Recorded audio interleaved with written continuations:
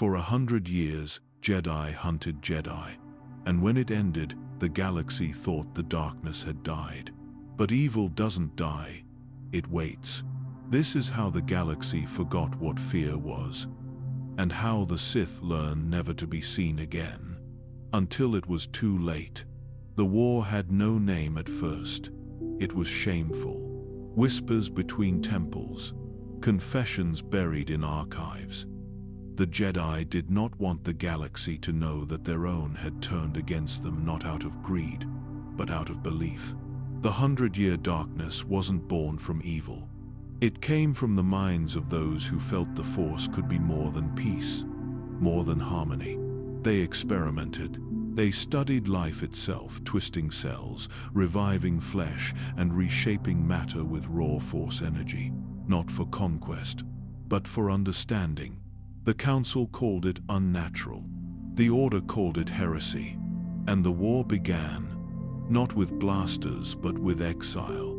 The traitors left willingly, not broken, not defeated. They believed they were right. But the galaxy outside the core was unkind. The deep core was too unstable, the outer rim too wild. And so they drifted farther, beyond the Republic's star charts, beyond the Jedi's gaze, into nothing. They found Korriban by accident, a red world scarred by time. Its skies hung heavy with ash, its air tasted of blood, but it wasn't empty. The Sith species had lived there long before the Republic even existed. Red-skinned, tribal, Force-sensitive, and above all, fearful of outsiders. But the exiles were not conquerors. They were survivors. And in that moment of collision, exiled Jedi and the native Sith saw in each other the same thing. Power through pain, freedom through control. They did not kill each other, they fused. The Jedi taught the Sith science. The Sith taught the Jedi sorcery. Together, they built something new. A code not of serenity, but of strength. Not peace, but victory. And a name that would one day make the stars themselves tremble. The Sith Empire. It did not begin with a throne. It began with a burial. Beneath Korriban's surface, tombs were carved not for the dead, but for the remembered. The first lords of the Sith were entombed in life, worshipped by cults, studied by their own apprentices, as if death had already made them legend. They didn't see themselves as fallen. They believed the Jedi were the ones who had lost the way. Back in the Republic, the Jedi purged the archives. The 100-year darkness was buried in myth, and the names of the fallen erased. But those names still echoed far from Coruscant, in temples of obsidian, in holocrons etched with screams. And as the centuries passed, the Sith learned patience. They watched the Republic grow fat with peace. They watched the Jedi grow blind with pride. And they waited, not for revenge, but for timing. Because war is not a moment, it is a fire. And the galaxy had already been soaked in fuel. It just didn't know it yet. In the Republic, centuries passed. Chancellors rose and fell. Hyperlanes were drawn, borders shifted, treaties signed. But beyond the maps, something else was rising. The Sith were no longer scattered exiles. They had become a civilization, ruled not by votes or councils, but by power. The strongest ruled. The weak served, and death was not an end, but a lesson. On Korriban, life itself became a tool. The Force was bent into chains. Creatures were fused, minds broken, bodies reshaped. Through Sith alchemy, they created monsters. Through meditation, they bent the dark side like metal. And through war, they learned unity.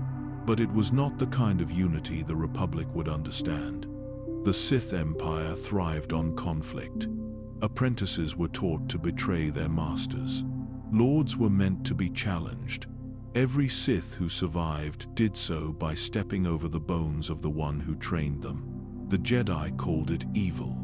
But to the Sith, it was nature. and in that chaos order emerged. A new capital was carved into the stone of Dromund Kaas, a world hidden in the storms of the unknown regions. Obsidian towers scraped the sky. Statues of forgotten dark lords loomed over cities of warriors and scholars. Here, the Sith did not hide.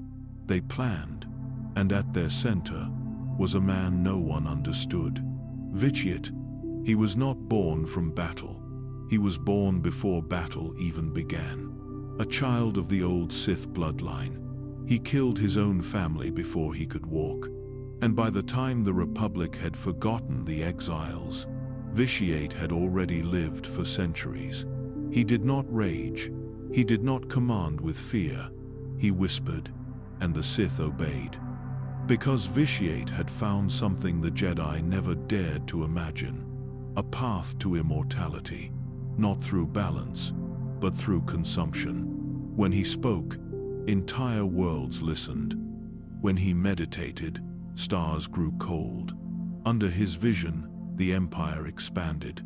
New worlds were absorbed, armies trained in secret, and ancient weapons, buried for millennia, were unearthed and reforged. But even with his power, even with the silence of the unknown regions protecting them, Vitiate was patient. Too patient, generations lived and died within the Empire, never knowing what lay beyond their borders. Republic citizens lived in peace.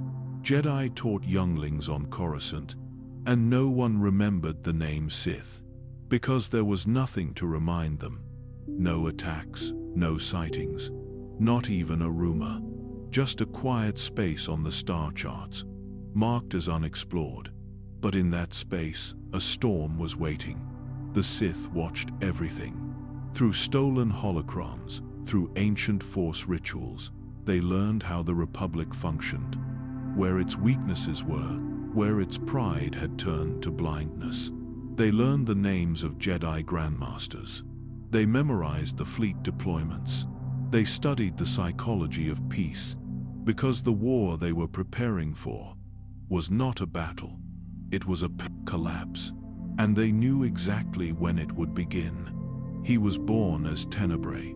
The people of Medrias whispered his name in fear, not because of his power, but because of his silence. Before he was 12, he made his father vanish. Before he was 15, he ruled the planet. And when the Great Hyperspace War consumed the old Sith Empire, he did not fight. He waited.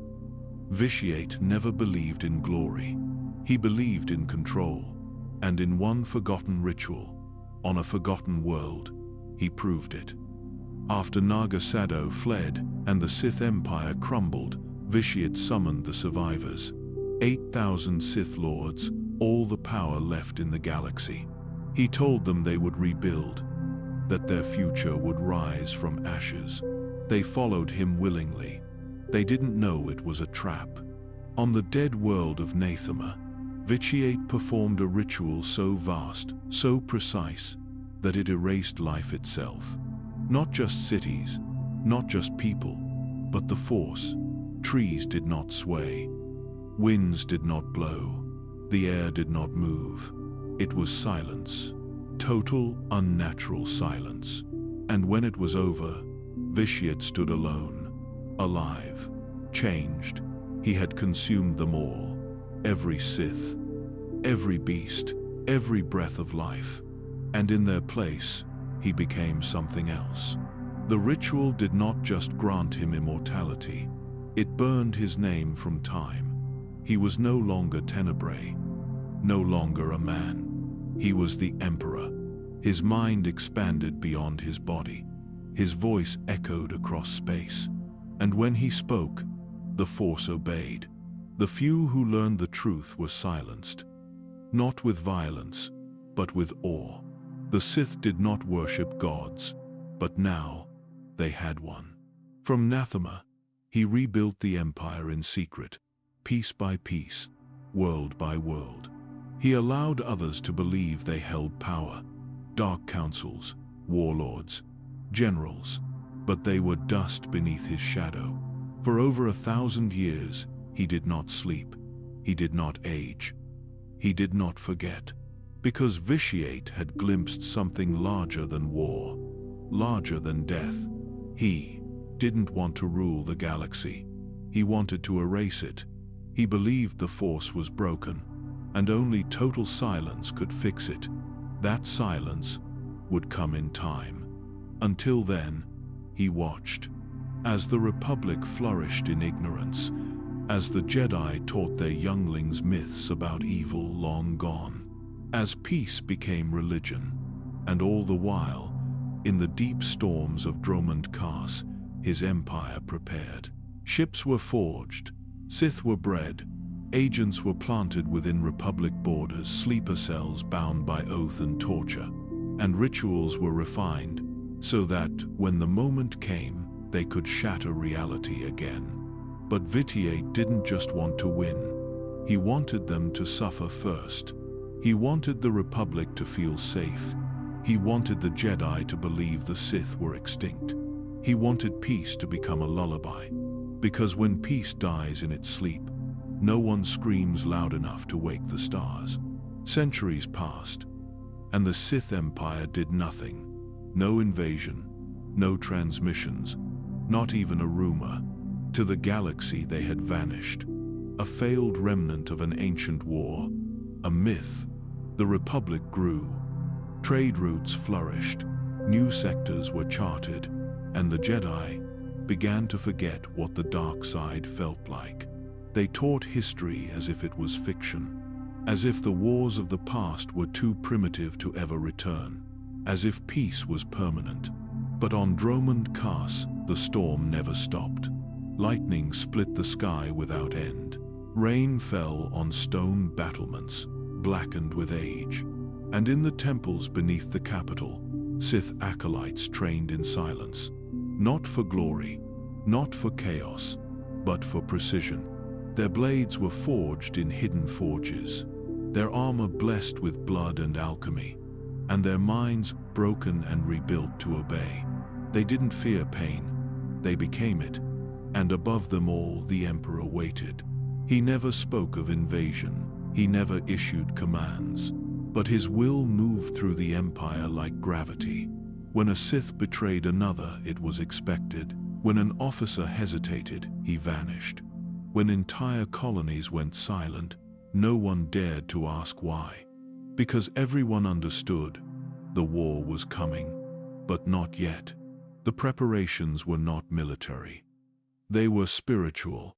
Vitiate believed the galaxy must be cleansed, not with fire, but with fear, and fear requires silence first. So he waited, as Jedi became politicians, as senators became kings, as peace became theater. Meanwhile, his agents moved in shadows. Some took on false names, some served in Republic fleets, others disguised themselves as historians, diplomats, even healers. One by one, they mapped the weaknesses of the Republic, the unstable hyperspace lanes, the corrupted governors, the vulnerable trade worlds, and the Jedi too young to remember what true darkness was. They gathered data, spied on military coordination centers, intercepted communications between Jedi and Senate, and every detail was sent back through coded relays to Dromund Kaas, where it was read and remembered. And when they returned, they were not praised. They were tested, to see if the Republic had changed them, to see if they had become soft. Those who passed were sent back into the dark. Those who failed disappeared beneath the temples. Because failure in the Sith Empire was not a lesson, it was fuel. And even in failure, Vitiate learned more. He saw that the Republic was not weak. It was distracted, consumed by bureaucracy, drunk on its own history, blind to the fact that history was about to repeat. Because beneath the calm surface of peace, there was tension. Taris wanted more independence. Ord Mantell had begun funding private militias. Smugglers were being hired as scouts. And even within the Jedi Council, There were whispers of doubt, of disconnection from the Force, of dreams that felt like warnings. But no one listened, because nothing had happened. No war, no crisis, just a strange quiet, the kind of quiet that comes right before a scream. And across the stars, 1,000 ships waited in the void, engines cold, weapons primed, coordinates locked. The Republic slept, and in the unknown regions, the Sith held their breath. The fire had been burning for centuries. It just hadn't touched air. Yet, they launched their first attacks in silence. No declaration, no ultimatum, no warning, just fire. Ships emerged from hyperspace like phantoms. Their hulls bore no insignia. Their energy signatures were masked, and their orders were absolute. Take the rim. Hold the hyperlanes. Leave nothing behind but confusion. It began with planets no one thought would matter. Dantooine, Iridonia, Sluis Van, trade outposts, border systems. Places the Republic never truly protected. The Sith didn't strike them because they were important. They struck them because they weren't. And in the Outer Rim, news didn't travel fast. By the time the Senate received distress signals, entire populations had vanished. Broadcasts ended mid-sentence. Jedi dispatched to investigate never returned. At first, the Republic blamed pirates, then Mandalorian splinter groups, then civil unrest. But the Sith didn't care who got the blame, only that no one knew it was them. Because this phase of war wasn't conquest, it was conditioning. The Sith wanted the galaxy to feel unsure, to forget what strength looked like, to doubt the Jedi, to trust no one. And across the stars, this strategy began to work. Republic intelligence was overwhelmed. Reports contradicted each other. Fleet movements were stalled. Senators debated protocol while planets burned. And in the unknown regions, the Sith smiled. They had waited over 1,000 years. And now, for the first time since the old Empire's fall, Korriban's temples glowed with warfire again. Dark rituals returned to the tomb world. Ancient weapons were brought to life. Massive war droids, fueled by sorcery, were reactivated after centuries of slumber. The Dark Council met in full. 12 Sith Lords, each responsible for one facet of the Empire War. Intelligence, biotic science, mysticism, ritual, execution. And behind them all, a shadow that said nothing. The Emperor did not attend their meetings. He did not need to. His will was already spoken. The attack would continue until one target was reached. Coruscant. Not to destroy it, to use it. But first, a wave of terror would spread across the mid-rim. Worlds would fall in sequence, each faster than the last. Jedi would be pulled into scattered conflicts, spread thin across hundreds of systems. This wasn't an invasion. It was a lesson, a reminder to the Republic of what it had forgotten. That peace is not natural. That safety is not deserved.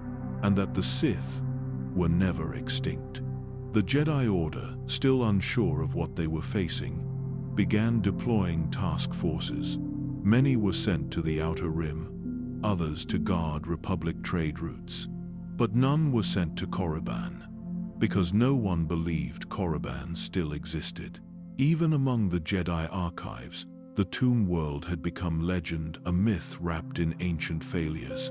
But it wasn't dead. It was preparing. The Sith constructed academies on its surface, not to teach, but to break. Acolytes were thrown into blood pits, forced to duel for food, for survival, for names.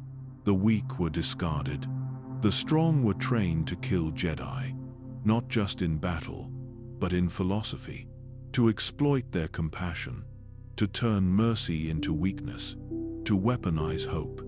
And for the first time in centuries, a new generation of Sith was being raised, not in exile, but in purpose. They would not hide. They would not compromise. And they would follow the one truth the Jedi never understood. The galaxy doesn't need balance. It needs control. They struck when the galaxy was looking the other way. Republic and Sith diplomats had met on Alderaan.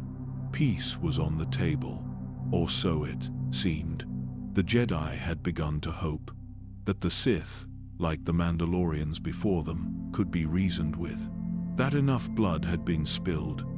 So when Coruscant's skies turned black, no one was ready, not even the Jedi. It began in orbit. Hundreds of ships, silent, masked, coordinated. They dropped from hyperspace just outside planetary sensors. By the time the planetary shield activated, it was already too late. Sith strike teams moved like smoke through the surface sectors. Communications centers, defense grids, spaceports. Each target neutralized in minutes. They didn't want to destroy Coruscant. They wanted to own it. The Jedi Temple was caught completely off guard. Most masters had been dispatched to the Outer Rim. Those who remained faced something they had not trained for. The Sith weren't there for war. They were there for the message. Flames rose from the temple's eastern tower. Statues collapsed. Holocrons burned. The city panicked. Senators were pulled from their chambers by masked Sith. Soldiers were overrun. Entire districts locked down before citizens knew they were occupied. The Sith didn't scream or boast. They moved in silence as if the war had already been won. And this was just cleanup. Jedi tried to mount a defense. Some led evacuations. Others stayed behind to protect the temple archives. Many died, and most died confused. Because even in the chaos, there was a precision to the attack that no one could explain. How had the Sith bypassed the defense fleet? How had they landed without warning? How did they know every corridor security code, every hidden vault? The answer was buried deeper than anyone wanted to admit. The Sith had spies, not just in trade guilds or Outer Rim outposts, but inside the Republic itself. Advisors, officers, archivists, and perhaps something even darker. There were whispers, later, that the Emperor himself had reached into the minds of those stationed on Coruscant, that he had walked the halls of the temple through the eyes of others, that he had watched the fire from within their thoughts. But the truth was never confirmed, because after the chaos came quiet. The Sith didn't stay. They didn't claim the world. They didn't raise banners or install a new regime. They left, but not before taking something. Coruscant's central communications array, key senators, holocrons, and above all, hostages. The Jedi didn't know the full cost until days later, because in that moment, as the flames still rose from the temple steps, a transmission arrived on the peace table at Alderaan. The Sith Empire had agreed to sign the treaty, but only under one condition. The Republic would surrender key systems, military outposts, trade control, and recognize the Sith Empire as its equal. Failure to comply would result in the execution of all hostages and the destruction of Coruscant from orbit. The Jedi Council was fractured. Some wanted to fight. Others knew they couldn't win. Not anymore. Because the Sith had done something more powerful than destroy the Republic's capital. They had proven they could. And that was enough. The war didn't end. It changed shape. On paper, peace had been achieved. The Treaty of Coruscant was signed in the grand halls of Alderaan, a world once known for diplomacy and restraint. But the Republic that signed it was not the one that began the war. Its fleets were broken, its leaders were missing, and its people were afraid. When the treaty was presented, the words sounded righteous. Mutual recognition, cessation of hostilities, a promise to rebuild. But beneath every line was surrender. Entire sectors surrendered. Key shipyards surrendered. Jedi oversight restricted.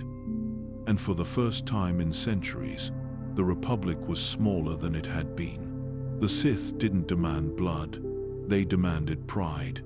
They wanted the galaxy to see the Republic kneel. On Dromund Kaas, celebrations echoed across the capital. Statues were raised. Prisoners paraded through rain-soaked streets. And in the dark throne room, the Emperor did not speak. He didn't need to. His silence was enough. The Sith had waited for centuries. And in one calculated stroke, they had undone everything the Republic had built. But the treaty was not victory. It was poison, because peace, under fear, is just war in disguise. Across the core worlds, people whispered about Jedi failure, about how the temple could burn, about how the Senate could be infiltrated. Doubt spread faster than reconstruction. Recruitment for the Jedi Order plummeted.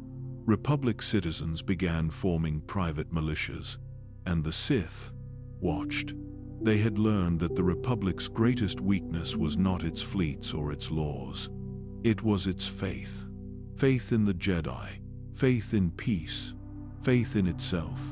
And so, the Sith didn't attack again. They didn't need to. They began to divide. Worlds along the borders declared neutrality. Corporations signed trade deals with both empires. And senators began to argue not about how to win, but how to survive. Within the Jedi Order, fractures deepened. Younger knights wanted to strike back. Older masters urged patience, but patience had already cost them their home. And in their meditation chambers, visions came. Flashes of lightning, temples swallowed by storm, a shadow that spread across stars. They didn't understand what it meant yet, but the Force was warning them. Because the treaty wasn't peace, it was preparation. While the Republic rebuilt, the Sith were evolving. Their fleets expanded under new secrecy. New academies were established. Entire generations of children, raised under the Empire's banners, were taught one lesson: the Republic fears you. On worlds like Balmorra and Ord Radama, Republic workers were enslaved under peacekeeping contracts. Jedi relief missions were intercepted, and each small injustice was designed to test the Republic's resolve. But the Senate stayed quiet. They told themselves that peace was better than truth, that if they ignored the warning signs long enough, the war would truly be over.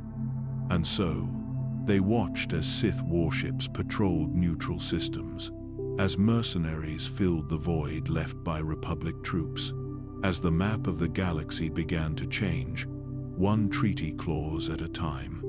The Jedi could feel it, the pressure beneath the silence, the tension in every negotiation, the unease in every system that called itself free.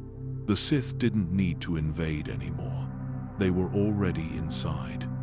Peace had become the perfect weapon. The war had paused, but it hadn't ended. It had only gone quiet. And in that silence, everything began to rot. On the surface, the Republic was healing. Destroyed infrastructure was rebuilt. Senate chambers reopened, trade resumed.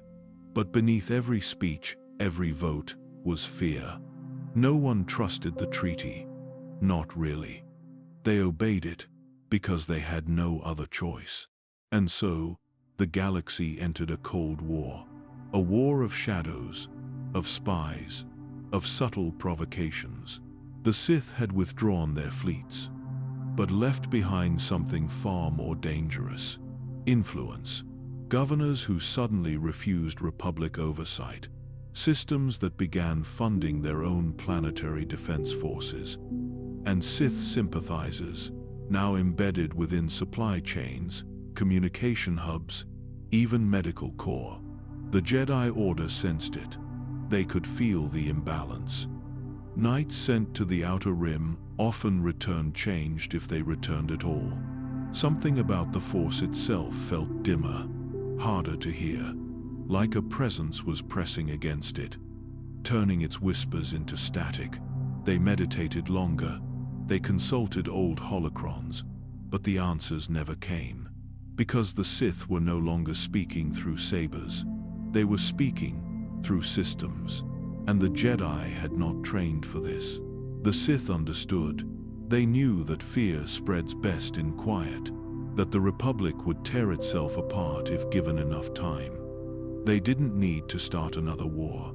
They only needed to make sure the first one never truly ended. And so they did what the Jedi feared most. They waited. Small rebellions flared along border worlds. The Republic sent troops. The Sith sent supplies. Both sides claimed neutrality. Both sides denied involvement. But both sides knew the truth. War was coming back. Because too many had died for peace to last. Too much had been taken. Coruscant had never fully healed. The Jedi Temple, though rebuilt, carried silence in its halls. Younglings no longer laughed in its corridors. Masters kept their voices lower, as if loudness might bring the fire back. Senators lived with security droids posted outside their homes. Military advisors reviewed war plans in secret bunkers, not for defense, but for retaliation. And the Sith? They watched the galaxy bleed. Slowly, methodically. They had already won something deeper than territory. They had proven that the Republic could be broken, that Jedi could fail, and that fear was stronger than any weapon. On Dromund Kars, plans continued. New rituals were developed to cloud Jedi foresight. New warriors trained to infiltrate, not invade. The Sith had no timeline, only inevitability. Because the next phase wouldn't begin with ships. It would begin with loss. A Jedi Knight gone missing. A Republic senator found dead. A false flag attack blamed on an innocent system. And then, just like before, the flames would return. The Jedi knew it. They could feel it rising, but they were no longer sure how to stop it, because peace had changed them too. They had spent too long trying not to fight, and when the next war came, it would not ask them to fight, it would force them to, and the galaxy, once again, would forget the silence and remember the sound of fire. They were guardians, monks, keepers of peace. But the galaxy no longer wanted peace. It wanted warriors. And the Jedi had no choice.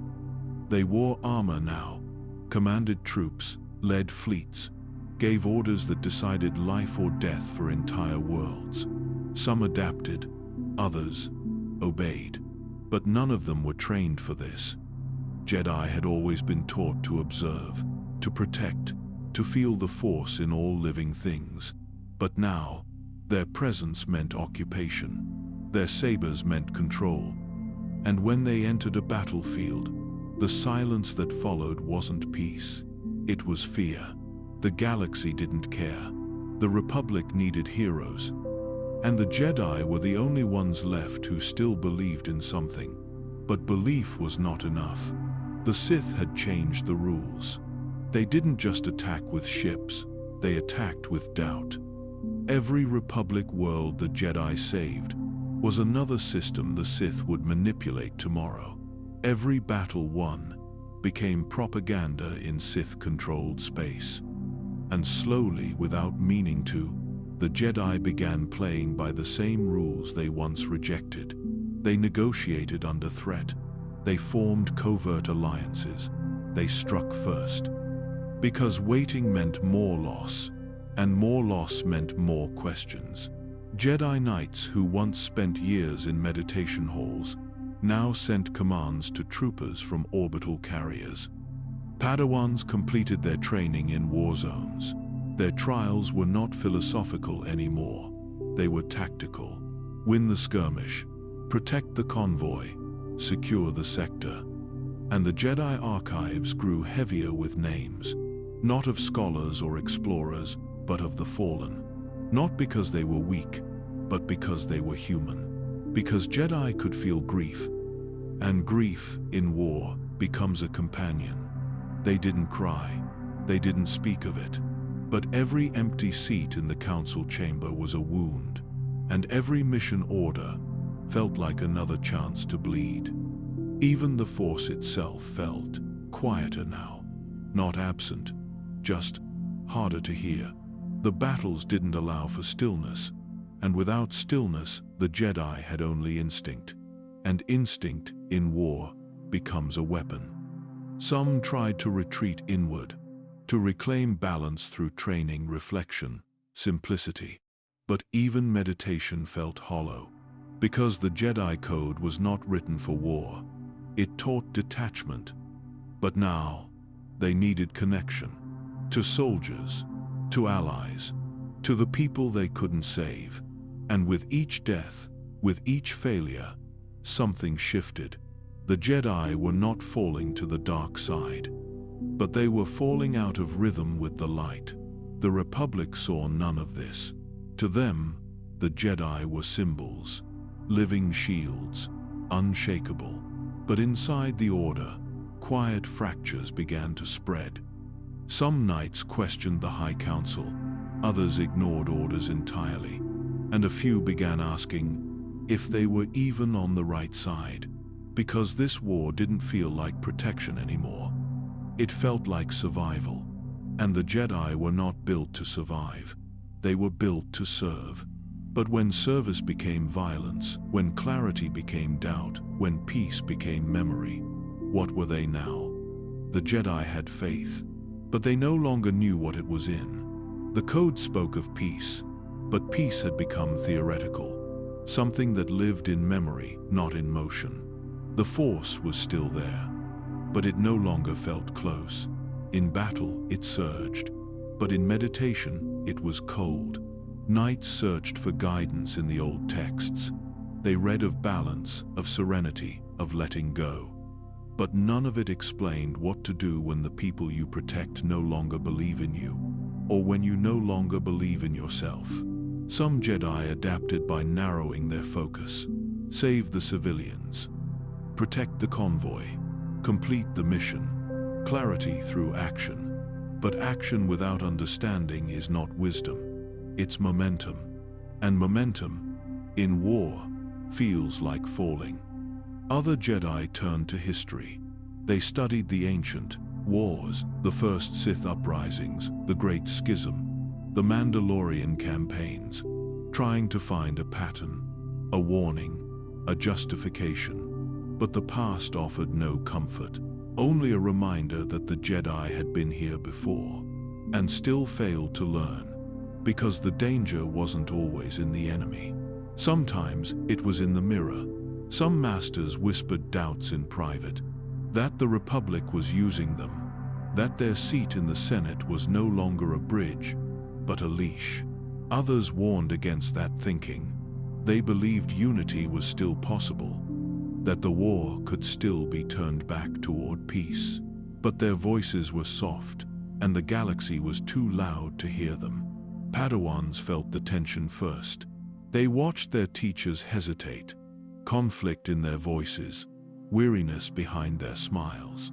They asked questions the council no longer knew how to answer. Why are we fighting? Who are we protecting? Is this still what the Force wants? The High Council met more often. Their discussions grew longer, and yet their decisions grew quieter. They spoke in riddles now, in probabilities, in cautious optimism. But deep beneath the temple, in the chambers meant for stillness, visions had begun to shift. Flashes of burning stars, of Jedi standing alone, surrounded by darkness, of voices they didn't recognize, speaking truths they didn't want to hear. Some claimed it was just the burden of war, that the Force would find its balance again, that all things passed. But some knew better. The Sith were not just winning battles, they were reshaping perception. Entire systems began questioning the Jedi's motives, accusing them of acting without permission, of interfering in planetary governance, of waging war without transparency. The Jedi tried to respond with humility, with honesty, but honesty requires understanding. And the Jedi no longer understood what they were.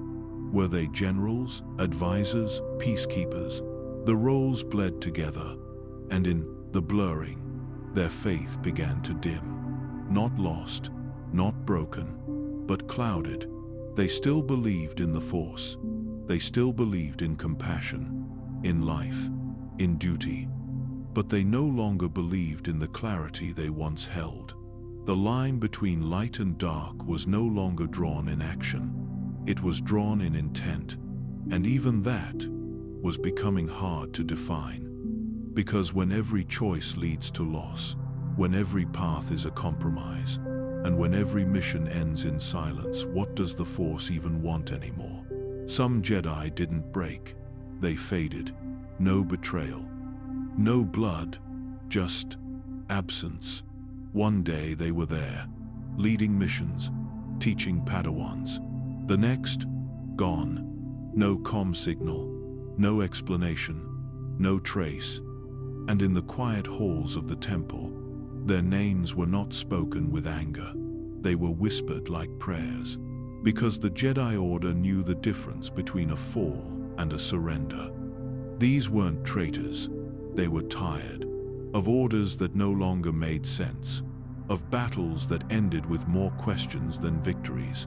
Of silence from a Force that once felt like a friend. They didn't walk into the dark. They walked into stillness. Some returned to outer systems, to planets they once served, to communities that remembered them not as warriors, but as guardians. They put down their sabers, not in shame, in exhaustion. They planted trees, taught children, built homes out of stone and memory. And in doing so, they touched the Force in ways they hadn't in years. Others went farther, into deep space, where no hyperlanes reached, where the stars didn't judge, looking for answers the Council couldn't give, or simply not looking at all. A few vanished within the Republic itself, hidden among refugees, disguised as diplomats, traders, translators. They didn't fear discovery. They just no longer felt like Jedi, because the robes didn't fit anymore. The code didn't feel like truth, and the missions no longer felt like service. They weren't angry, just quiet. The Council did not pursue them, not openly. To do so would mean admitting a fracture, and the Jedi feared fractures more than failure. But within the temple, their absence was felt, in unspoken ways, in the eyes of apprentices left behind, in meditation chambers that stayed empty. Some masters tried to explain it as a test of faith. Others said nothing, because they didn't have the words. They too had stood on the edge, not of darkness, but of disappearance, wondering if the Order still had a place for them, if the galaxy still needed them, if the Force even remembered their names. And not all who stayed were whole. Some Jedi remained in the field, dutiful, reliable, precise. But something in them had changed. Their words grew colder, their connection to the Force thinner. They weren't lost, but they were dimmed, haunted not by what they had done, but by what they had become. Not corrupted, just distant. From themselves, from each other, from the light, and in the shadows of war. No one noticed, because on the surface they still fought, they still served, they still looked like Jedi. But when they closed their eyes, they felt nothing. And that emptiness, that quiet disappearance of self was not called falling, but it was a fall with no scream, no darkness, no drama, just a slow descent into silence. And the Force did not stop them. They met more often than ever before. The High Council, 12 masters, seated in a circle, surrounded by silence, each face older than the last time it was seen, each voice quieter than the one before it, but not because they were calm, because they were uncertain. They had taught for centuries that clarity comes from the Force, that through meditation the answers would come, but the answers had stopped coming. Now the Force brought only fragments, flashes, fire, falling temples, voices calling from beyond the rim. Some called them visions, others warnings, but no one knew what they meant. The Sith were quiet again. Their fleets returned to shadow, their weapons hidden, and that made it worse. Because the Council did not know whether to wait or prepare. Each decision was a coin toss. Send reinforcements to a neutral system and risk provoking war. Stay out of it and risk letting another world fall. And behind every choice was judgment. From senators, from citizens, from Jedi. They had once been pillars of wisdom. Now they were questioned in whispers, accused of indecision, of cowardice, of failure, and perhaps some of it was true. They disagreed more often now. They debated the meaning of the code itself. Was attachment still forbidden in a galaxy falling apart? Should the Order remain neutral if the Republic itself was crumbling? There were no answers. Only more silence. And the silence, in time, became fear. Not fear of the Sith, not even of war. Fear of being wrong, of choosing too late, or acting too soon. Some masters looked inward, studying prophecy, old manuscripts, trying to find patterns that no longer applied to a galaxy they didn't recognize. Others traveled outward, seeking ancient Force nexuses, trying to feel the current of the Force from its roots.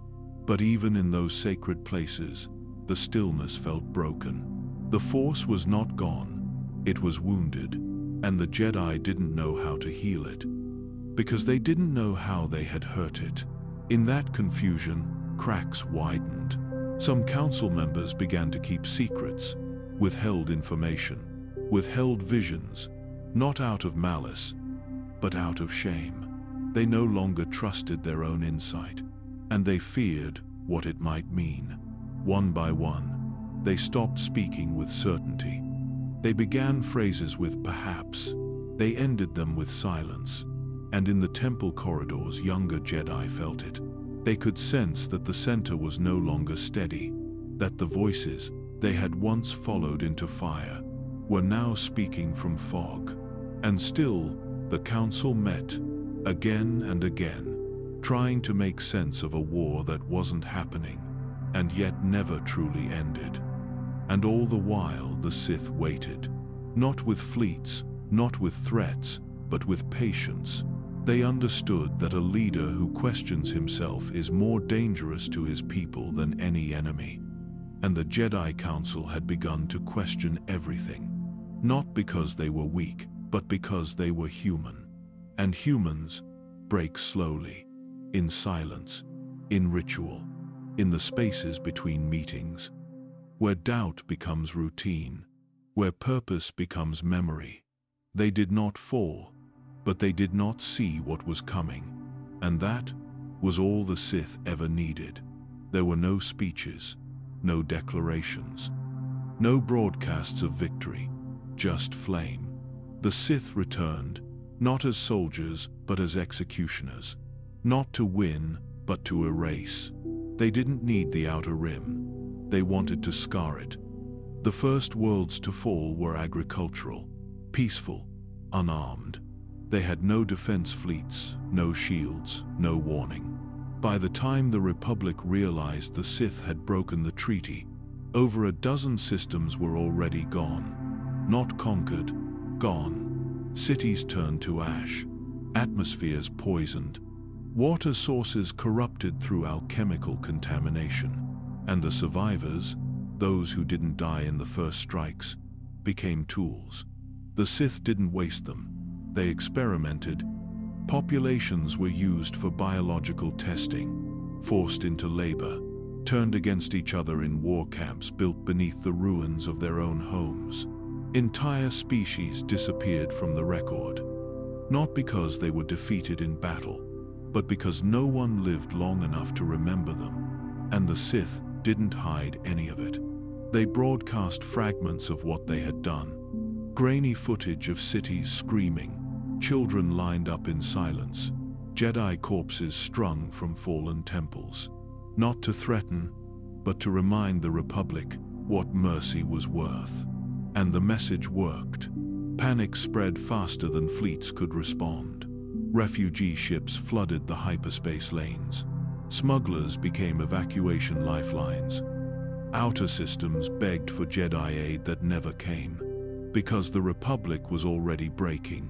Too many worlds, too many fires, not enough hands. And the Sith knew it. They didn't hold territory. They moved constantly.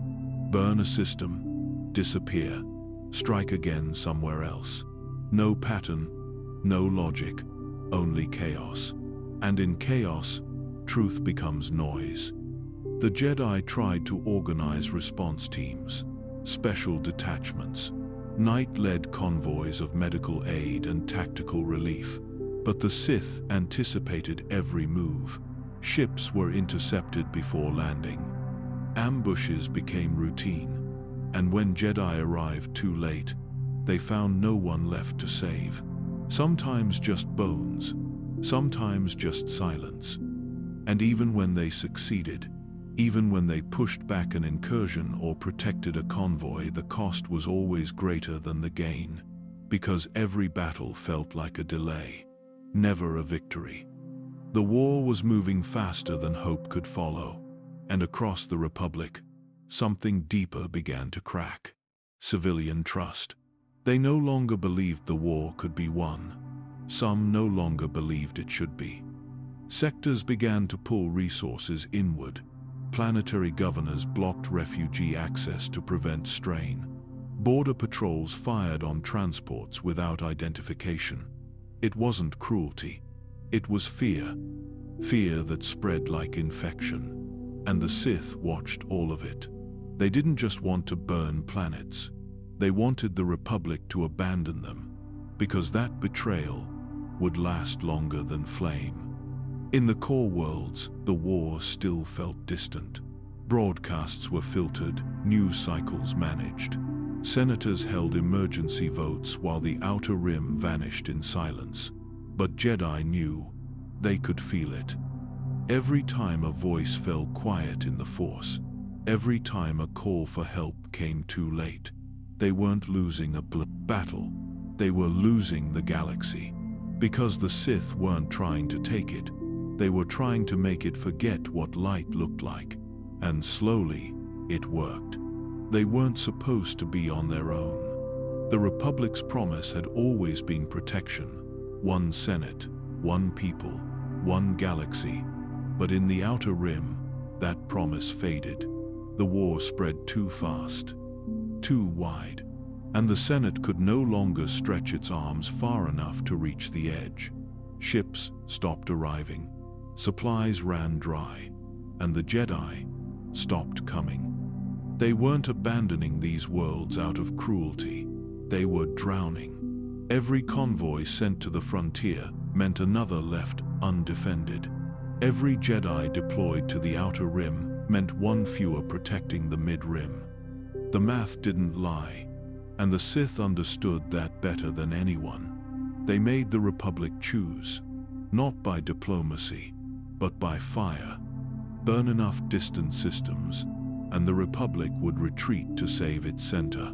Not because of strategy, because of guilt.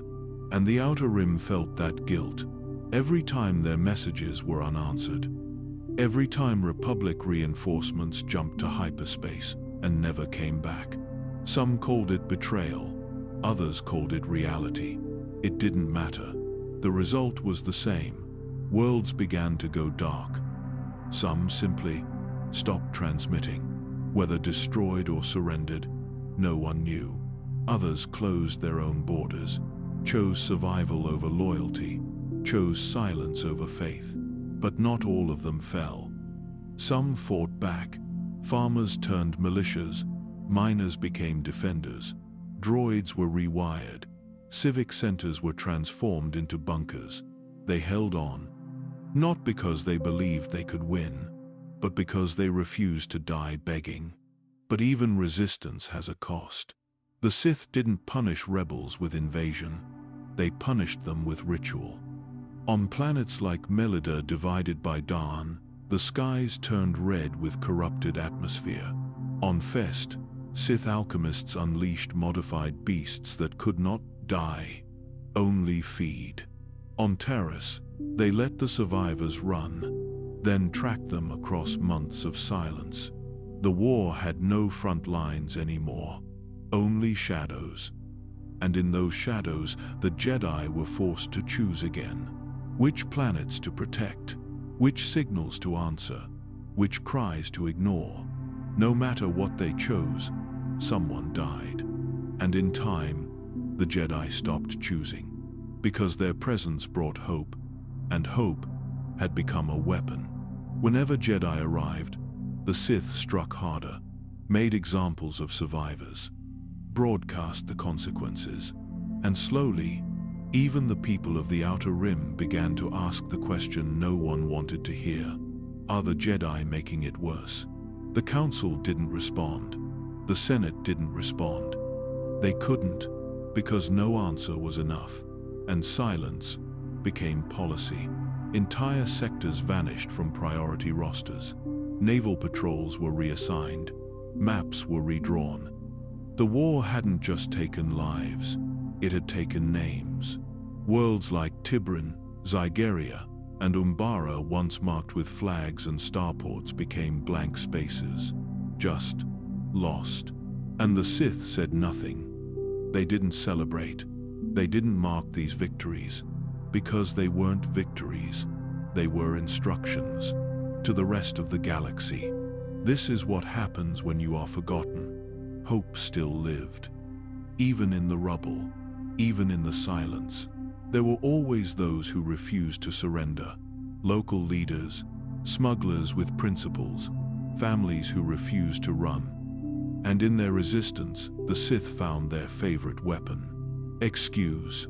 Whenever a civilian fought back, the Sith unleashed tenfold. Not to win, but to justify the fire. One ambush on a Sith patrol, a city erased. One stolen freighter, a sector turned into a blockade zone. One Jedi sighted, an entire planetary population vanished. The Sith didn't fear rebellion. They welcomed it. Because rebellion was visible, trackable, controllable, and more than anything, it made the Republic look helpless. They couldn't stop the suffering. They couldn't stop the cycle. And the people who resisted, they knew what they were risking. But they did it anyway. Because sometimes death felt cleaner than submission. Some resistance cells called themselves firebrands. Others had no name. Just mothers with knives, farmhands with rifles, children who had nothing left but rage. And in the eyes of the Sith, this made them enemies, not threats, just examples. The worst were the reprisals. Sith Lords descending on small towns not to fight, but to watch, to let their soldiers and acolytes carry out the punishments, to oversee the executions with calm eyes, to leave survivors behind not as witnesses, but as warnings. Jedi who arrived after these massacres often couldn't speak for days. They wrote their reports in silence. They didn't ask for reinforcements, because there were none. And over time, even hope began to dim. Not because people stopped fighting, but because they stopped believing it mattered. The Republic never officially called these resistance movements allies. They couldn't. To admit the truth was to admit they'd left them behind. So they stayed quiet, off the record, out of mind. And the Jedi? They did what they could. Some smuggled supplies, others taught the Force in secret. A few went off-grid, completely abandoning the temple to serve the forgotten. But none of it was enough. Because the Sith didn't just fight with weapons. They fought with memory. They made resistance feel like treason. They made survival feel like shame. On some worlds, survivors blamed the rebels, said it was their fault the Sith returned, said if they'd just stayed silent, maybe things would have been spared. And the Sith listened. They documented every whisper, every accusation, every betrayal. Because when people turn on each other, they don't turn on you. The war was no longer about territory. It was about narrative. And in that, the Sith were winning. Because the more civilians tried to fight, the more civilians suffered. And the more the Jedi tried to help, the more it looked like they were causing it. It was a trap no strategy could escape. And the cost wasn't just planets. It was faith in the Force, in the Republic, in the idea that anything sacred still existed. For years, the core believed it was immune.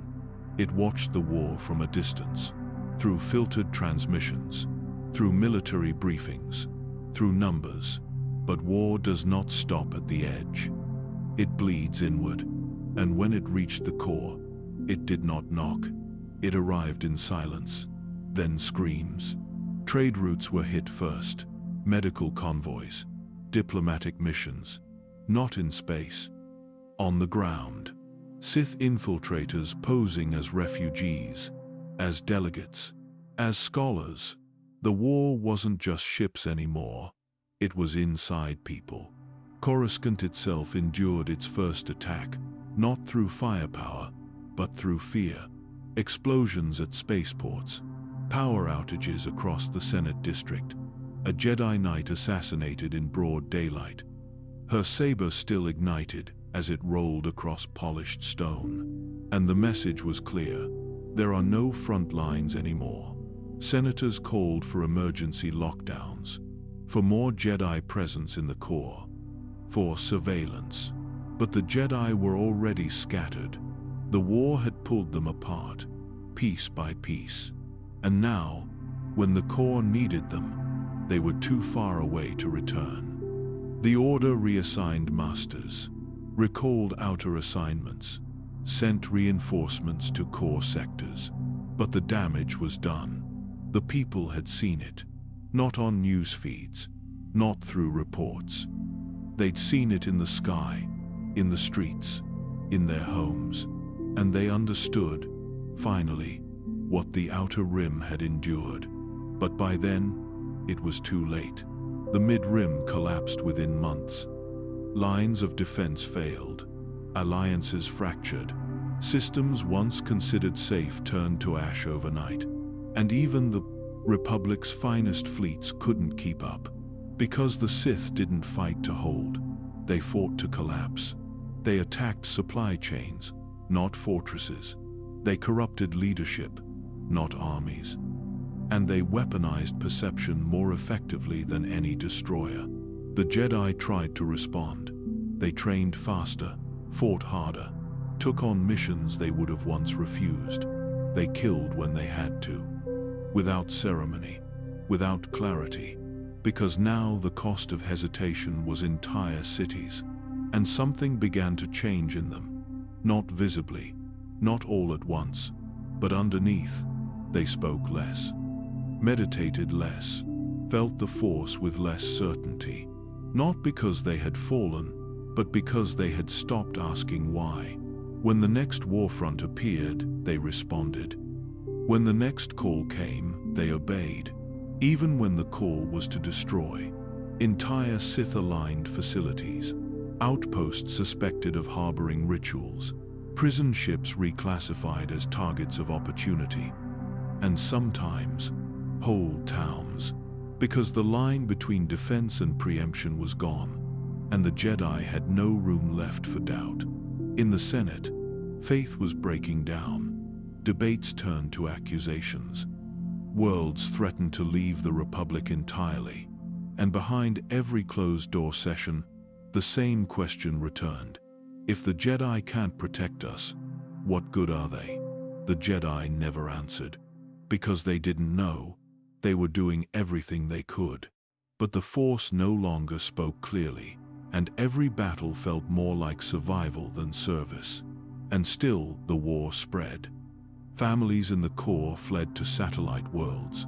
Refugees from the Mid-Rim flooded every corridor of Coruscant. Ships were packed to capacity. Entire populations relocated in silence. No one was safe anymore.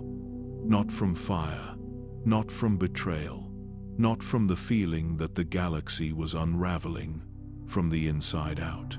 And somewhere in the unknown regions, the Sith watched. They didn't need to win every battle. They only needed one thing: for the Republic to forget what peace ever looked like. He didn't care about the war. Not the fleets, not the planets, not the maps drawn and redrawn after every battle. The Sith Lords believed they were winning, that the Republic was falling, that the Jedi were exhausted, and Vitiate let them believe, because that was never his goal. He sat on the Imperial throne, not as a ruler, not even as a Sith. He sat like a presence, unmoving, unaging, watching his empire spread like fire while he reached for something colder. The Dark Council met in chambers filled with power, but they never met him. He did not debate. He did not argue. He simply imposed. When he spoke, it was through others. His voice, a chosen vessel not by ritual or lineage, but by will. A mind overwritten, a soul erased. And when that voice spoke, the council obeyed. Not out of fear, but instinct. Because Vitiate's will wasn't loud, it was gravity.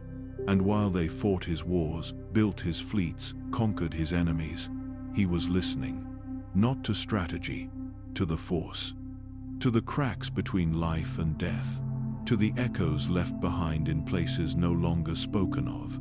His chambers were silent, sealed, lit only by ritual flame and dead starlight. For weeks, he did not move. His body sat in stillness, but his mind was elsewhere, searching, through hyperspace fractures, through forbidden artifacts, through the memories of long-dead Sith Lords, extracted from the tombs of Korriban. He was looking for something, not a weapon, not a world, not a prophecy, a path. Because Vitiate was not content with power, he wanted permanence. The Sith believed in ascension, in survival through strength, in legacy through apprentices. But Vitiate had no apprentice, no heir, no intention of ever passing on his throne, because he didn't plan to die. He had found something long ago on a distant world in the early years of the old Sith Empire. He never told the Council what it was, only that it had changed him. After that, he stopped aging, stopped sleeping, stopped being as others were. And the Sith, for all their pride, did not question it, because they could feel it. In his presence, in the way the Force bent around him, in the way their own thoughts trembled in his silence. They didn't see a man, they saw a shadow, and still they served. Because Vitiate gave them war. He gave them vengeance. He gave them a galaxy to burn. But in return, he asked for faith. Not in a cause, in him. And as the galaxy spiraled into conflict, as the Jedi faltered, as the Republic bled, Vitiate withdrew deeper, into private vaults, into ancient chambers beneath Dromund Kaas, into rituals so old their origins had no name. He no longer needed generals, no longer needed allies. He needed only time, because the war was a distraction, a storm to keep eyes turned outward, while he prepared the silence beneath it. And that silence was beginning to stir. There is a kind of silence the galaxy does not understand. Not the silence of peace, not the silence after death, but the silence when even the Force itself is gone. That was Nathema. Long before the Republic called it by name, it had another Medriaz, a quiet world of crimson stone and cold rain. Its people worshipped the Sith Lords who ruled them, and among those lords was one whose voice could break the air itself. Tenebrae, before he became emperor, he was a child of that world, and he never forgot it. He ruled it with fear before he was even grown. He made his father disappear, then his family, then the council that governed in his name.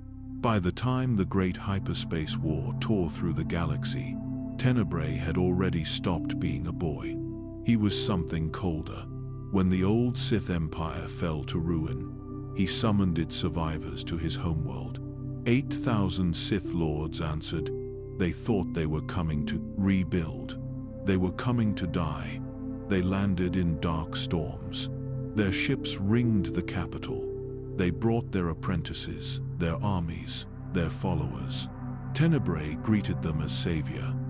He promised renewal, a new order, a ritual, to cleanse their weakness and restore the glory of the Sith. And in the heart of Nathema, he prepared the ritual. No one knows what language it was written in. No one knows who first taught him its design. But when it began, the galaxy felt it. It was not light, not darkness. It was nothing. At first, the air grew still. Birds fell silent. Animals lay down in the fields. Then the ocean stopped moving. The wind stopped breathing. And then, people began to vanish. Not in pain, not in fire. They simply ceased. One moment alive, the next erased. The Force could not sense them, because there was nothing left to sense. Their energy, their essence, their existence, all drawn inward, to one point, to him. And when the ritual ended, Nathema was gone. The world still existed, but it was hollow. No sound, no life, no force. Just a void in the shape of a planet. The ground turned gray. The air refused to move. Even time itself seemed uncertain there. And at the center of it all, Vitiate stood, unchanged, untouched, immortal. He had consumed everything, every creature, every drop of water, every whisper of the Force, and made it his own. The surviving Sith who had not answered his call sensed the loss through the Force.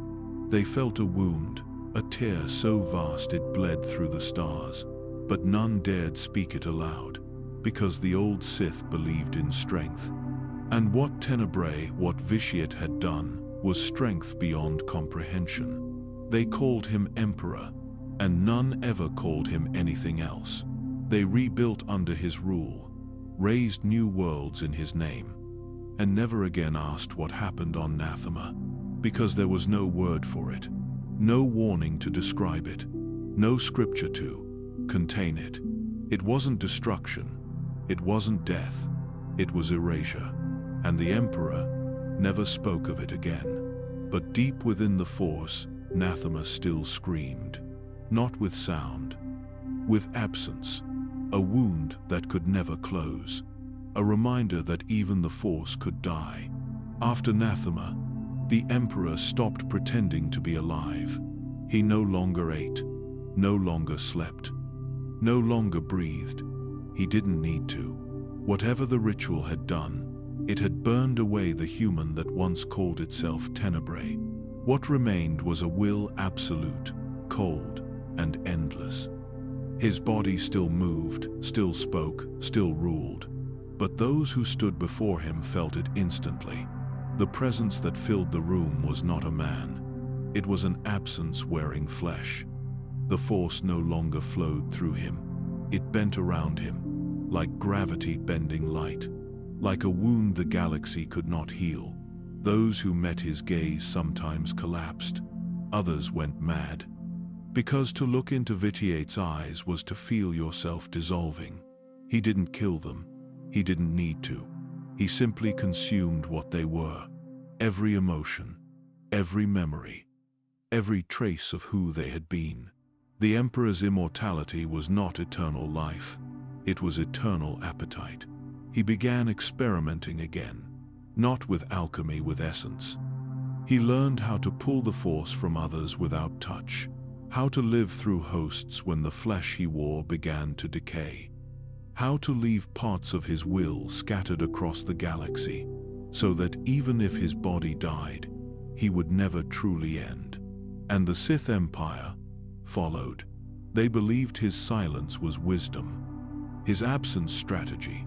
They built monuments to his image, temples to his perfection. But the truth was simpler. He had lost interest in them. Because once you devour a world, what is left to rule? He let them fight among themselves. Let the Dark Council argue over fleets, territories, titles. They thought they were serving him, but they were only distracting themselves from what he had become. The few who tried to study the Emperor's rituals vanished, their records erased, their families executed, their names stripped from archives. Those who lived long enough to speak whispered of hearing him even when he wasn't present. Voices in the dark, thoughts that weren't their own. They said the Emperor existed everywhere, in every shadow, in every hesitation before betrayal. And perhaps he did, because after anathema, he didn't just command the Force, he was it. A dark reflection of its will, a parasite living inside its current. His immortality came with hunger, and hunger demands to be fed. He began consuming in secret, small things at first, acolytes, prisoners, creatures brought to him under false pretenses of reward. But soon, he wanted more. Entire colonies vanished, mining worlds went silent, ships sent to investigate never returned, and every time, the Emperor's power grew.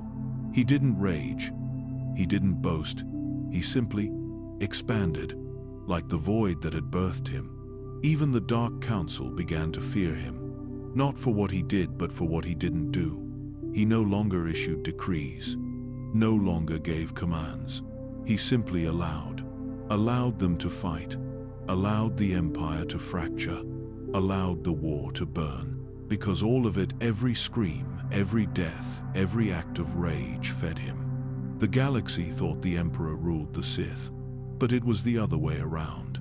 The Sith were his ritual, his living offering, his endless feast. And as the centuries passed, his hunger grew beyond the Empire. He began to look outward again, toward the Republic, toward the Jedi, toward every soul still touched by the light. Because Vitiate's hunger was no longer for dominance, it was for silence, the kind that only comes when everything else has been devoured. The war was never his endgame. It was the distraction, the stage. While Sith Lords fought for planets, while Jedi died for peace, the Emperor watched them all through eyes they didn't know he possessed. He wasn't on the front lines. He wasn't in the council chambers. He was elsewhere listening, not to words, to echoes, to the tremors in the Force that ripple when hope dies, when planets fall, when billions vanish into flame, because every death fed the silence he was preparing, and soon the galaxy would not be enough. The mass ritual of anathema had given him immortality, but it had also given him hunger. That hunger could not be satisfied with power, or planets, or armies. It wanted stillness. Not the stillness of peace, the stillness of nothing, of finality, of extinction. He began designing something greater than the ritual that consumed anathema. A ritual so vast it would pull the entire galaxy into its center. But this time, he wouldn't need to lure Sith Lords into his circle. He already had them. Every battle, every act of hate, every fear, every betrayal, every surge of rage, it was all fuel. The Force itself had become his battery, and all of it was leading to one moment, one silence. He didn't need victory. He needed war to continue, to never end, to keep the galaxy burning long enough for the ritual to take hold.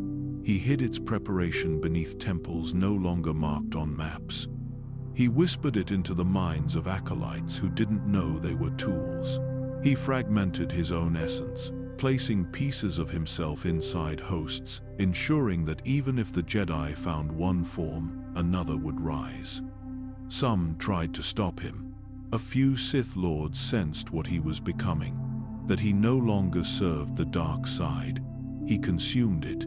They rebelled, secretly, together, and together, they vanished. Others among the Jedi began to feel it too, that the war's gravity was pulling toward something wrong, something deeper.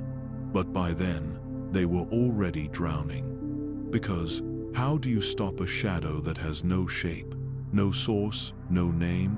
The Council debated, the Republic faltered, and Vitiate waited. He had all the time in the galaxy, because the galaxy was his. Not politically, not militarily, existentially. Every corner of the Force that echoed with suffering belonged to him. And once enough of it cried out, once enough stars died, once enough Jedi lost faith, the final ritual would begin. Not on a battlefield, but everywhere. A wave, a breath, a silence, so vast that it would pull even the Force itself into stillness. He didn't want to rule the galaxy.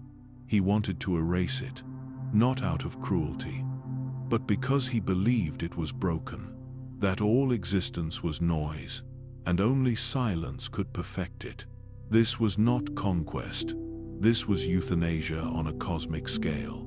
And he was ready, because Vitiate had never been just a Sith, never just a ruler, never just a shadow. He was a hunger that learned how to speak, and now he was learning how to swallow. The war was over, but only on paper. The Treaty of Coruscant brought silence, but not peace. Cities were rebuilt, temples were reopened, statues were raised in memory of heroes whose names were already being forgotten. But no one smiled. Not fully, because the sound of peace didn't return. The laughter, the music, the feeling that the galaxy was moving forward, those things stayed missing. People walked the same streets, but they walked them differently. Slower, more careful, always looking up, because they remembered what the sky looked like the day it caught fire. And they knew how fast everything could vanish again. The Republic called it recovery, but in the outer rim, it was called abandonment. In the mid-rim, it was called delay. And in the core, it was called relief. Because for many in the core worlds, the end of the war meant a return to comfort. But comfort is not healing, and silence is not safety. The Sith still held half the galaxy. Entire sectors were redrawn overnight. Worlds that had once flown the Republic banner now answered to Dromund Kaas. And the people living there, families, teachers, farmers, traders, were given a choice: swear loyalty to the Empire or disappear. Most obeyed, because they had already lost too much. But some resisted, quietly, with memory, with faith that the Jedi would return. They never did, because the Jedi were retreating, not from battle, but from themselves. They felt it in the Force, a pressure that didn't fade when the war ended. Something still wrong, still present. They called it imbalance. But it felt more like warning. And in their meditation, visions still came. Of stars flickering out, of voices crying for help from places that no longer existed, of temples buried beneath silence. They had survived the war, but they had not recovered. Some called for reform, others for isolation. The Council, fractured by years of indecision, chose neither. And in that indecision, the galaxy began to drift. Old alliances weakened. Outer territories questioned the value of the Republic. Private militaries began to replace Senate-funded security. And every sector that slipped away was another step toward collapse. But collapse never comes all at once.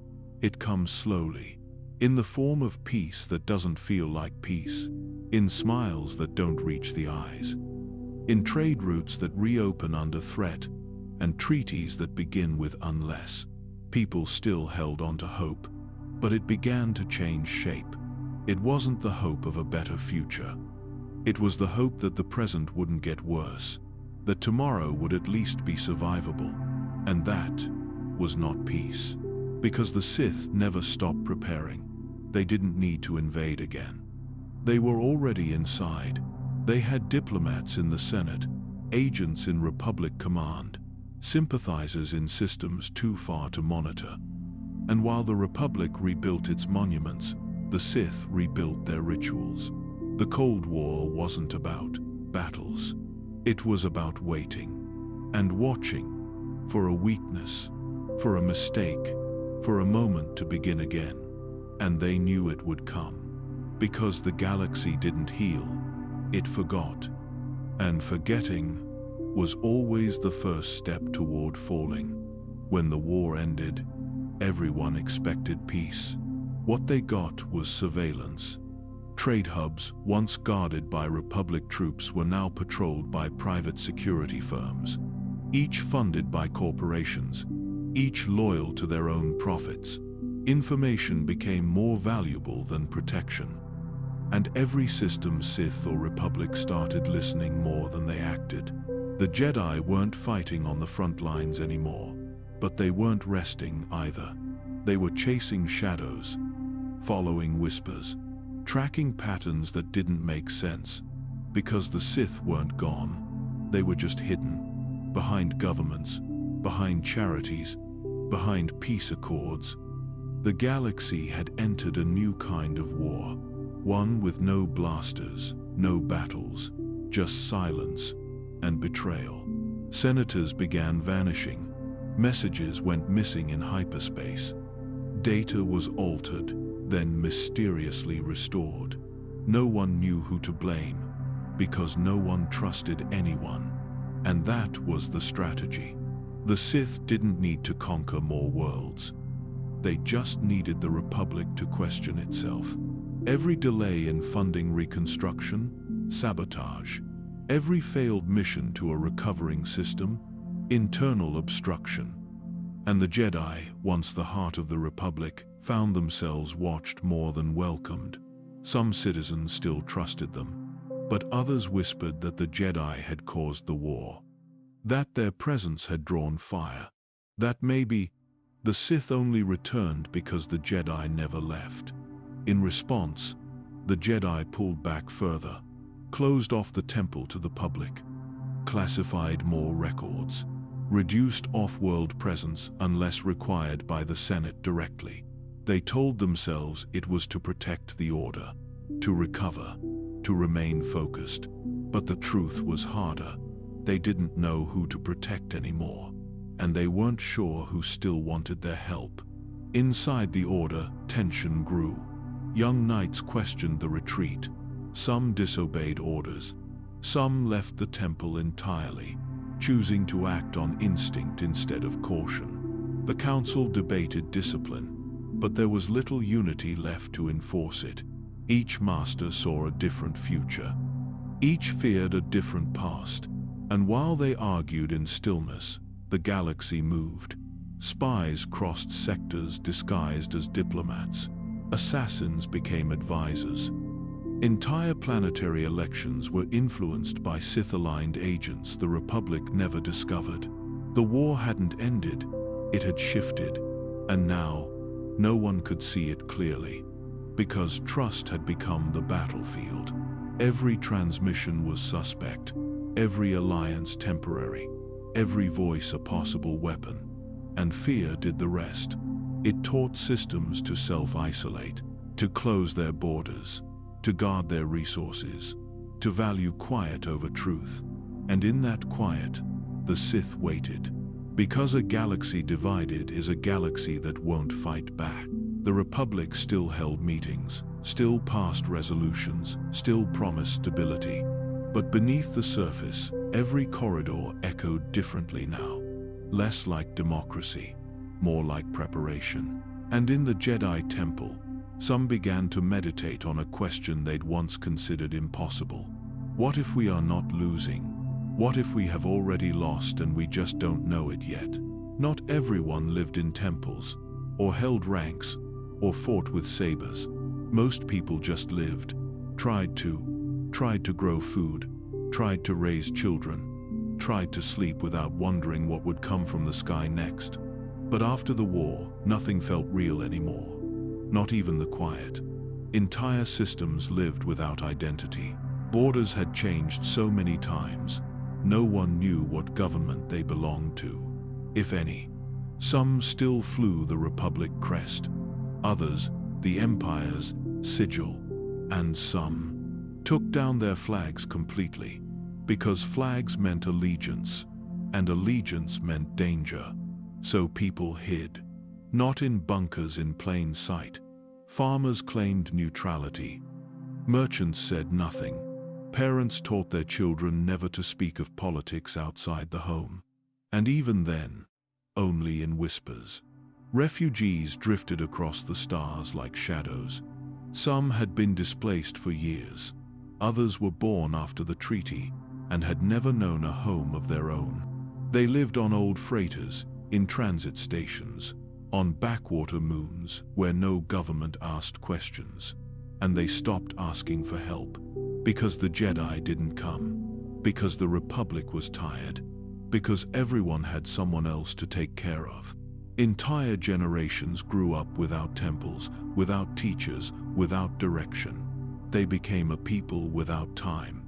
Too far from the past to mourn it. Too uncertain of the future to plan for it. They lived from ration to ration, from broadcast to broadcast, from silence to more silence. And in that silence, resentment began to grow. Not toward the Sith, but toward those who promised to stop them. The Republic, the Jedi, even the Force. Some communities banned Jedi from entering. Others blamed them openly. Said they were too proud to ask for help, too blind to stop the war, too powerful to be trusted. And the Jedi didn't respond, because they couldn't explain what had gone wrong. They couldn't explain why the Force felt different now, why their visions had dimmed, why their purpose no longer felt certain. So instead of answers, they offered presents, protection, supplies. And for some, that was enough. But for others, it wasn't. Because when the hunger came, and the sickness, and the mercenaries funded by nameless banks, there were no temples, no starfighters, no senators, only themselves. And so they stopped waiting, stopped dreaming, stopped praying, and started surviving. Communities formed their own rules. Tribes rebuilt old customs. Planets cut their communications to avoid attention. Not rebellion, just exhaustion. They didn't want war. They just didn't want visitors anymore. Because visitors came with promises, and promises never stayed. This was the price of false peace. Not war, not destruction, just loneliness that never ended. And across the stars, the Sith watched. They didn't strike. They didn't send agents. They didn't need to, because they understood something no treaty ever could. If you leave people in silence long enough, they will bury their own hope. And they won't even realize they've done it. The Republic didn't hold the galaxy together with strength. Not anymore. It held it with fear. Fear that the war might start again. Fear that one wrong decision could bring the Sith back in full force. Fear that the Jedi wouldn't be enough the next time. And so, peace was kept not with hope, but with hesitation.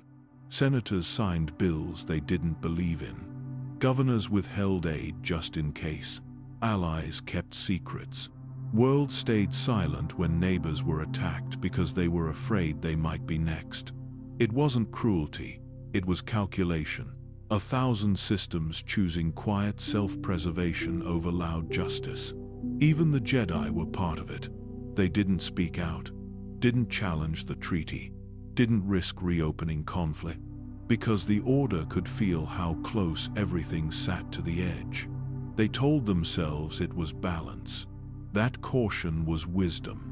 that holding the line was service. But deep down, they knew the truth. They were afraid too. Afraid of losing more. Afraid of making things worse. Afraid that if they reached too far, they'd find nothing to hold on to. And fear became the structure the galaxy lived inside. Unseen, unspoken, heavy. It showed itself in simple things. In emergency drills that never stopped. In border patrols that never de-escalated. In teachers avoiding history lessons. In children who had never seen Coruscant but already knew what a Sith was. Because the shadow hadn't left. It had just changed shape. And in that shape, the Sith prepared. Not with armies, but with influence. They had embassies now. Treaty rights. Recognized legitimacy.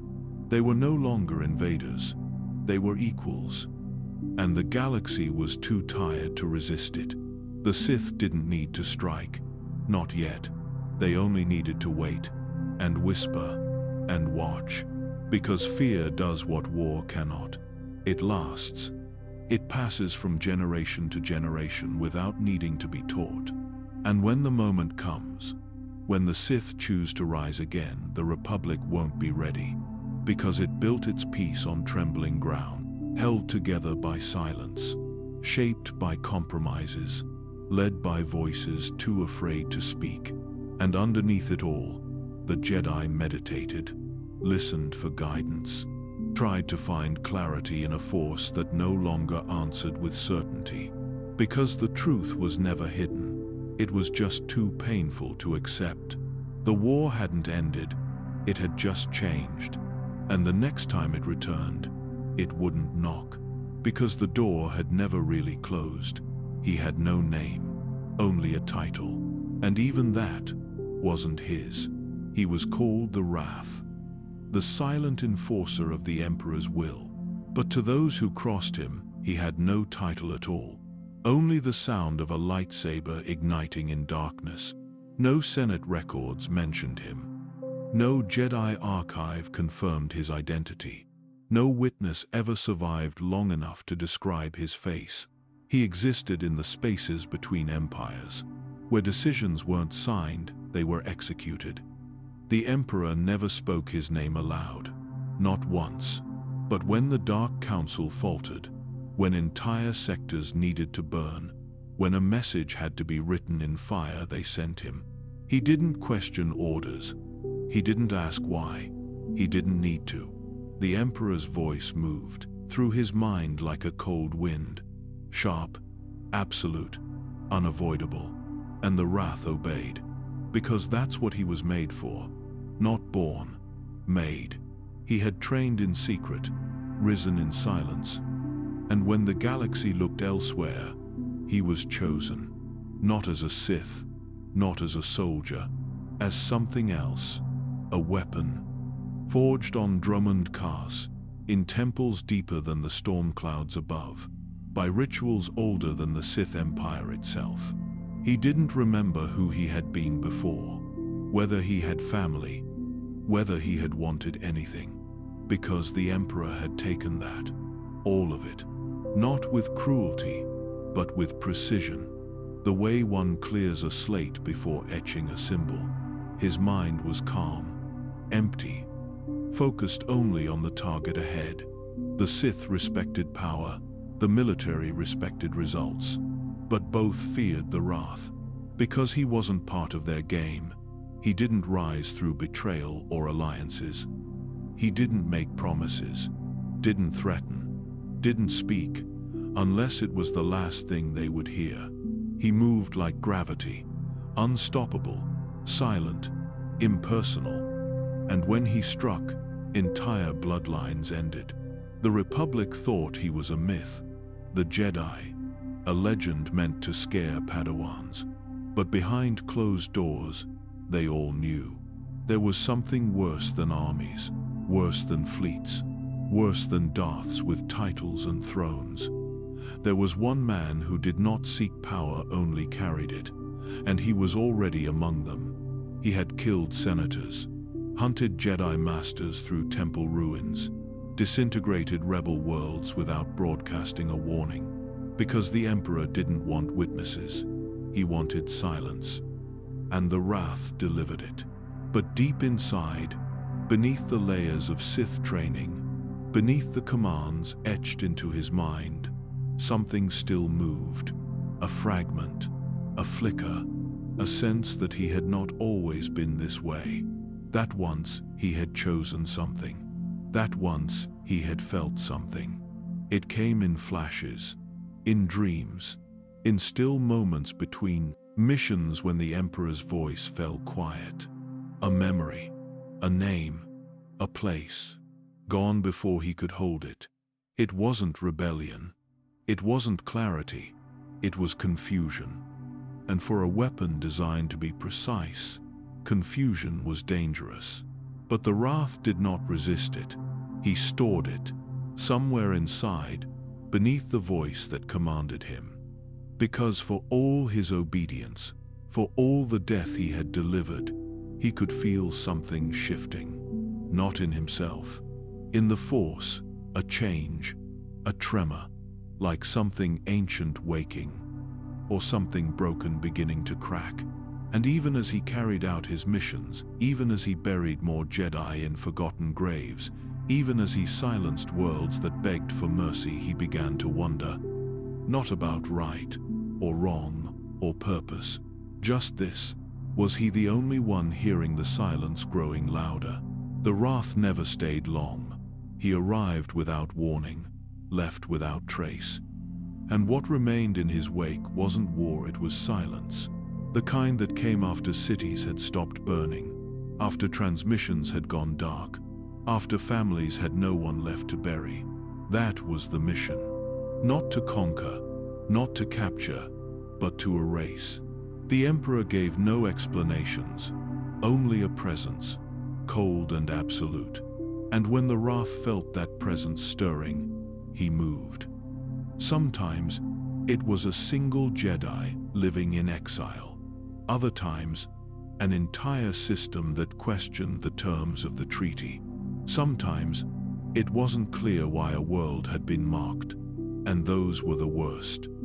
Because the Wrath would land, see children running in the streets, merchants opening shops, soldiers laughing at old stories, and he would know it was all about to end. He did not enjoy it.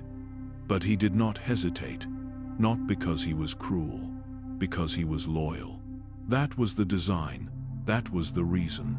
Even when the Force screamed at him to stop, even when the air around him felt heavier than it should, as if the planet itself knew it was about to vanish. He obeyed. Duro had rebel cells, Telos had harbored spies, Ord Radama had whispered old Jedi names in secret. One by one, they were silenced. Their skies turned black with smoke from orbital bombardments. Their surface scorched until the map no longer mattered. The Republic suspected the Sith. Of course they did. But there was no proof, no trace.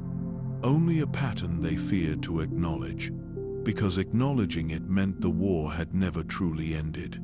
And the Jedi? They said nothing. Because they had no answer. No defense. No shield against this kind of enemy. This wasn't a lord they could negotiate with. Not a Darth they could confront in battle. It was a shadow, a curse, a ghost with a lightsaber and no name. They began to send warnings to their scattered temples, told knights to stay mobile, to hide their presence in the Force, to protect the young. But it wasn't enough. Because the Wrath didn't need to chase them. He could feel them. Across systems, across light years, like blood in the water. And when he arrived, he struck fast, clean, final. He watched a Jedi counselor beg for his Padawans to be spared. He watched a child hold her lightsaber upside down, never knowing how to use it. He watched a knight who could have escaped, choose instead to hold the line and buy time for the others. None of it changed the outcome, but it stayed with him. Not in guilt, not yet. Just as something that did not disappear. A memory that refused to be buried. He was starting to see them when he meditated. Faces of the dead, words they said, questions they asked before the final blow. Why us? Why now? What did we do? The Emperor never answered, and the wrath never dared to ask. But deep within, he began to feel something he didn't have a word for. Not regret, not remorse, just residue. Like the Force itself was trying to show him that these deaths meant more than the silence that followed. One day, he stood over the ruins of a Jedi sanctuary on Chandar. The building had caved in. Lightsabers lay beneath the rubble. And in the center, a single stone remained unbroken, etched with the words, "We do not raise weapons until we raise each other." He didn't destroy it, didn't report it, just turned away and walked back to his ship. The mission was complete. The planet was cleansed. But for the first time, the wrath felt like something had survived. Not a person, not a Jedi, an idea. And he wondered quietly, dangerously, how many more of those the Emperor had sent him to kill. He began to hear it between missions. Not the Emperor's voice, but something behind it, something inside it. At first, it was faint, a whisper beneath commands, a pulse inside the silence. He tried to ignore it, tried to obey as before. But the more he listened, the more it felt like he wasn't obeying orders anymore. He was obeying hunger. He would feel it when he fought, when he struck, when life left the body of an enemy. A rush, cold and violent, like the Force itself was being pulled through him, not into him. Through him. He wasn't collecting power, he was channeling it. And he started to realize the Emperor's will was not speaking to him. It was speaking through him. He wasn't a weapon. He was a conduit, a living bridge between the Emperor's thoughts and the galaxy's pain. And every time he killed, something in the air felt thinner, something in the Force felt weaker, as if his blade was carving pieces out of existence itself. The wrath didn't know how to name it, but the Jedi would have called it a wound in the Force. He started to feel those wounds inside him, not physically, spiritually, hollow spaces where emotions used to be. Fear, anger, loyalty, they all blurred together until nothing remained but obedience. And beneath that obedience, loneliness. Because when the killing stopped, when the silence returned, he realized he didn't know if he was still alive. He didn't bleed. He didn't tire. He didn't age. He didn't dream anymore. Only once did he try to resist. The Emperor ordered the destruction of a small moon used as a refugee colony for defectors, civilians, families, children. They had already surrendered. The Wrath sent a request to spare them. No reply came. Only a whisper, cold, endless, without tone or mercy. You question purpose. The Wrath froze, because the voice didn't sound angry. It sounded curious, as if the Emperor wasn't displeased that his weapon had hesitated. He was interested. And then, the voice grew louder. Not in the room. In his mind. He felt his vision split, two realities folding together. One where he stood, conscious and aware, and another where he was watching himself move without command. He felt his arm rise, his saber ignite, his breath stop, and then the moon burned. Not with a scream, with a sigh. Every soul on that colony vanished into light, and for a moment he felt them. Not their bodies. Their fear, their confusion, their fading. He felt all of it rush through him into the dark, into the waiting void behind the Emperor's voice. And then it was gone. He collapsed. The mission was complete. The Emperor was silent again. But the Wrath knew now. He had felt it. The energy didn't just disappear. It was feeding something. And whatever it was infinite. He was not killing for the Empire. He was killing for the hunger. The same hunger that had swallowed Nathema. the same silence that haunted the Force. And for the first time in his life, he wanted to stop. Not to save himself, not to redeem, just to know. What was he? A Sith? A slave? A vessel? He stared at his reflection in the black glass of his ship. The armor, the scars, the eyes. They all looked like him, but the thing behind them felt like someone else. And in that moment, he understood something terrible. The Emperor didn't control him from afar. The Emperor was inside, and if he ever stopped obeying, the voice inside him wouldn't just punish him. It would consume him. He stopped following orders, not openly, not with words, but with delay. He would land days later than commanded, strike softer than instructed, spare targets that weren't meant to live. The Emperor said nothing. At first, the silence was worse than anger, because it meant he was being watched. Not by eyes, by intent. He could feel the weight of that gaze pressing into his thoughts. A presence sitting behind every breath, waiting for him to slip. But he didn't stop. He began to change the pattern. Corrupt reports, erase transmissions, bury names instead of bodies. He told himself it was strategy, that he was making the Empire stronger by not wasting lives. But deep down, he knew it wasn't strategy. It was rebellion, the smallest act of defiance from someone who had never chosen anything before. And with every choice he made, every decision that was his, he began to feel again. Not joy, not peace, just noise. The return of thought, the return of self. He started to question everything. Why the Emperor remained silent, why the war still burned in the shadows, why every mission led to death that fed nothing. And the more he questioned, the more he began to see a pattern, the same kind that haunted his nightmares, the same hunger that he'd once felt moving through him. Every act of violence, every murder, every annihilation was part of something larger, something that drew power from suffering itself. The Wrath realized he was not the Emperor's hand. He was his vein. The energy didn't stop with him. It flowed through him, upward, into something vast, ancient, starved. And now that he had felt it, he could hear it again. The whisper, the one he thought he'd silenced. It called him by no name, because he didn't have one, only purpose. It asked him a question: will you serve me again? And for the first time in his life, he didn't answer. The silence between them stretched, longer than thought, longer than fear.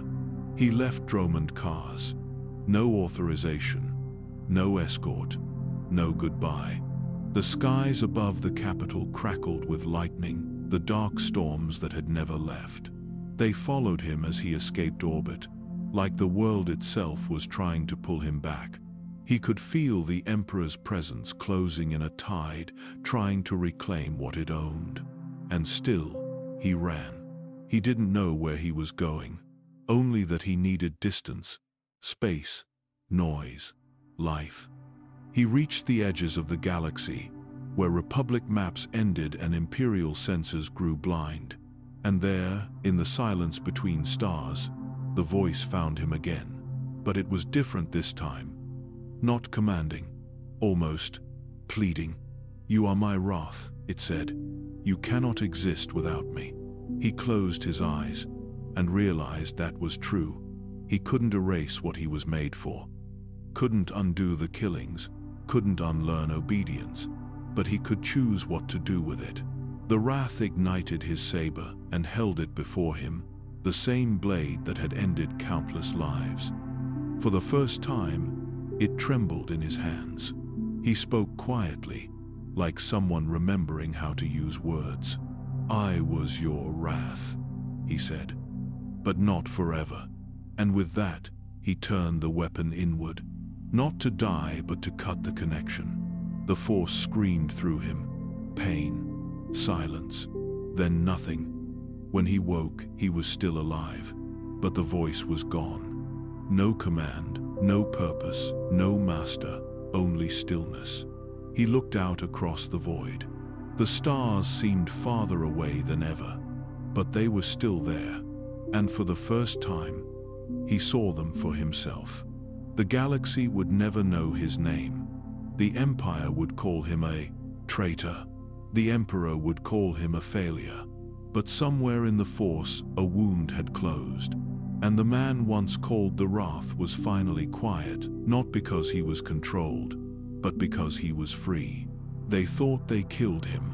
They thought the ritual had been stopped, that the massacre on Nathema had finally caught up with the monster who ordered it, that the slaughter of a world had bled the Sith Emperor dry, that death had boundaries even for him. But they were wrong, because when the blade struck him down, there was no scream, no collapse, just silence, and then something else. The body of the Sith Emperor Tenebrae, Lord Vitiate, fell. But it didn't die, not really. It was left empty, like armor left behind, after the war has already moved on. He had never truly been in it. To those who served him, the truth had always been hidden. He ruled from shadows, spoke through intermediaries, and touched the galaxy only through fear. Few ever saw him. Even fewer understood him. But one thing was always clear: Vitiate was not like other Sith. He didn't rule because of power. He ruled because he had already transcended it. That was the horror no one could name. Because for centuries, the Dark Council and the Imperial Guard believed they served a man powerful, ancient, but still bound to flesh and time. And when that flesh failed, they thought the Empire would fracture. But instead, his voice returned. Different, deeper, disconnected from any face. It spoke through a new form, without warning. A man who hadn't been emperor but now was. A Sith Lord who once had his own name, but was now simply called the Voice. The Council obeyed, not because they understood, but because they were afraid to question. And in the heart of Dromund Kaas, where lightning never stopped and the air tasted of blood, obedience became survival. No one knew when the possession happened. No one saw the moment when the Emperor's essence took a new vessel. It was seamless, like the blink between thoughts. One moment, a Sith meditated alone. The next, he was the Emperor. He remembered things he had never lived. He spoke of rituals no one else had heard of. He gave commands that required no reason, and the Council obeyed. The man who had become the Voice tried to resist. At first, somewhere beneath the corruption, a soul remained. But it was buried quickly. The Emperor was not interested in sharing. He wanted total silence, a vessel that would never speak back. That silence would prove to be his undoing, because silence makes you predictable. And even gods can be betrayed when they stop listening. As the Voice ruled from the throne, cracks formed in the Empire. Not from rebellion but from confusion. The Sith saw his orders growing stranger, his visions more violent. He spoke of consuming the Force itself, of ending the Jedi, not through war but through extinction. Even the Dark Council began to doubt, and far from Dromund Kaas, the Republic began to notice something else. The Emperor no longer moved like a strategist. He moved like a storm. In every sector, massacres replaced battles. Entire outposts were burned without purpose. Sith Lords, once praised for subtlety, were commanded to destroy indiscriminately, as if the war itself no longer mattered. What the Jedi didn't know was that it didn't. Because by now the Emperor had what he wanted. Not control, not conquest, but chaos. He needed fear to fester. He needed the Force to scream, because somewhere beneath the ruins of Nathema, his true self was waiting, feeding. And every death, every scream was a sacrifice. But the galaxy still didn't understand. They believed the war could still be won. They didn't see that they were no longer fighting a man. They were chasing a voice, and that voice was already gone. The galaxy didn't understand what the Sith Emperor had become. They thought they were fighting an empire, a structure, a throne, a name. But the Emperor was no longer just a man sitting in a chamber on Dromund Kaas. He had become something worse. He had become many. When the first voice fell, another rose in silence. Different face, different mind, same presence. Each time, the Emperor flowed like poison into a new body, hollowing it out, bending it from the inside. To the outside world, the change was invisible. But to those attuned to the Force, something always felt wrong. These vessels did not act like Sith. They had no ambition, no fear, no identity. They simply obeyed. The Jedi began to suspect something unnatural. Intelligence reports showed inconsistencies, voice patterns that didn't match, combat styles that shifted overnight. Orders given by someone whose signature in the Force felt empty. It wasn't possession, it was replacement. A body taken, a will consumed. And when the vessel broke, another stepped forward. And yet, the Sith Empire did not fracture. It didn't question. Because no one dared confront the nature of what ruled them. The truth was too disturbing. The Dark Council continued their meetings. They plotted, they betrayed, they schemed, but none dared look directly at the being pulling the strings. Because somewhere deep down, they all knew. They weren't serving a Sith Lord anymore. They were serving a god that had torn itself loose from time. The man who had once been Tenebrae had transcended mortality on Nathema. That day, when he drained every living being on the planet, he had severed his last thread to the galaxy. What remained was not a being, but a hunger that wore faces. The voice was its way of reaching out, a puppet dressed in robes, a whisper pretending to be command. When it spoke, it did not speak to anyone. It spoke through them. And sometimes it wasn't alone. Other Sith Lords began to act strangely. Meditations interrupted by visions. Dreams twisted by ancient thoughts that were not their own. Entire battalions reported hearing the same command at the exact same moment. The Jedi archives eventually gave it a name: echo projection. But that word didn't capture the fear. Because when the Emperor projected himself through the Force, he didn't just command, he entered. And for a few terrible moments, those caught in his wake felt what he felt: absolute silence. No empathy, no doubt, just cold, calculated hunger. Some went mad, others obeyed. A Jedi Knight on a remote outpost once took his own life, after claiming he had seen the mind behind the stars.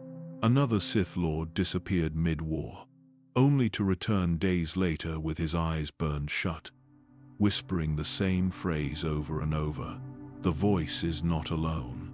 But even then, the galaxy still didn't understand. The Republic believed the voice could be killed. They believed that if they struck the right vessel, if they destroyed the right base, the Emperor would fall with it. They never realized he had already passed beyond the need for a body. His presence existed in the shadows between people, in the gaps between thoughts, in the stillness between battles. And every time someone died in fear, he grew stronger.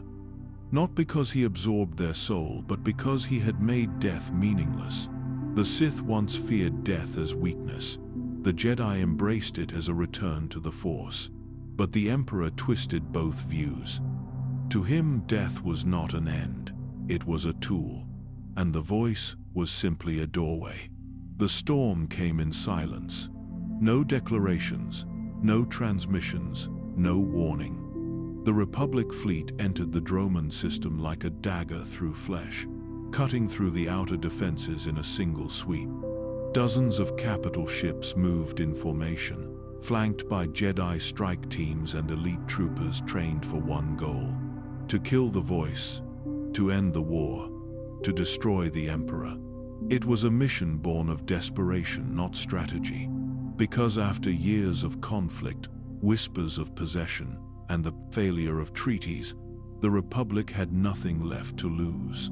Dromund Kaas was sacred ground to the Sith, a world drowned in storms and shadows, where the sky never cleared. It wasn't just a capital, it was a symbol, and symbols had to be shattered. But as the assault began, something felt wrong. The skies didn't scream, the people didn't panic, the Sith didn't run. Instead, the defenders of Dromund Kaas seemed to welcome the onslaught like it had already been foreseen. Because it had. Inside the citadel, the voice waited not in fear, but in preparation. The body it wore had started to decay. The dark energies keeping it alive had begun to splinter, but that didn't matter. This vessel was always meant to be temporary. As Republic forces descended into the lower levels, they met no resistance. Corridors were open. Shields were deactivated. It was a trap, but not the kind meant to kill. It was meant to show them something. What they found deep beneath the capital was not a command center or armory. It was a chamber lined with relics from ancient Sith rituals, circles etched in bloodstone, talismans humming with unnatural vibrations, and a central altar wrapped in chains of void steel. And on it, the voice. Still, breathing, waiting. Jedi Masters approached with caution. Some hesitated, others ignited their blades. The final confrontation began not with violence, but with a whisper. The voice looked up. Its eyes were empty, its face expressionless, and then it spoke. But the words it said were not its own. Dozens of Jedi felt it. A ripple in the Force. A second presence, larger, colder, older. It moved through the chamber like a memory too heavy to bear. Every Jedi who had faced Sith before knew the feeling of darkness. But this was something else. This was the absence of the Force. A hollow pull that drained courage from the spine and breath from the lungs.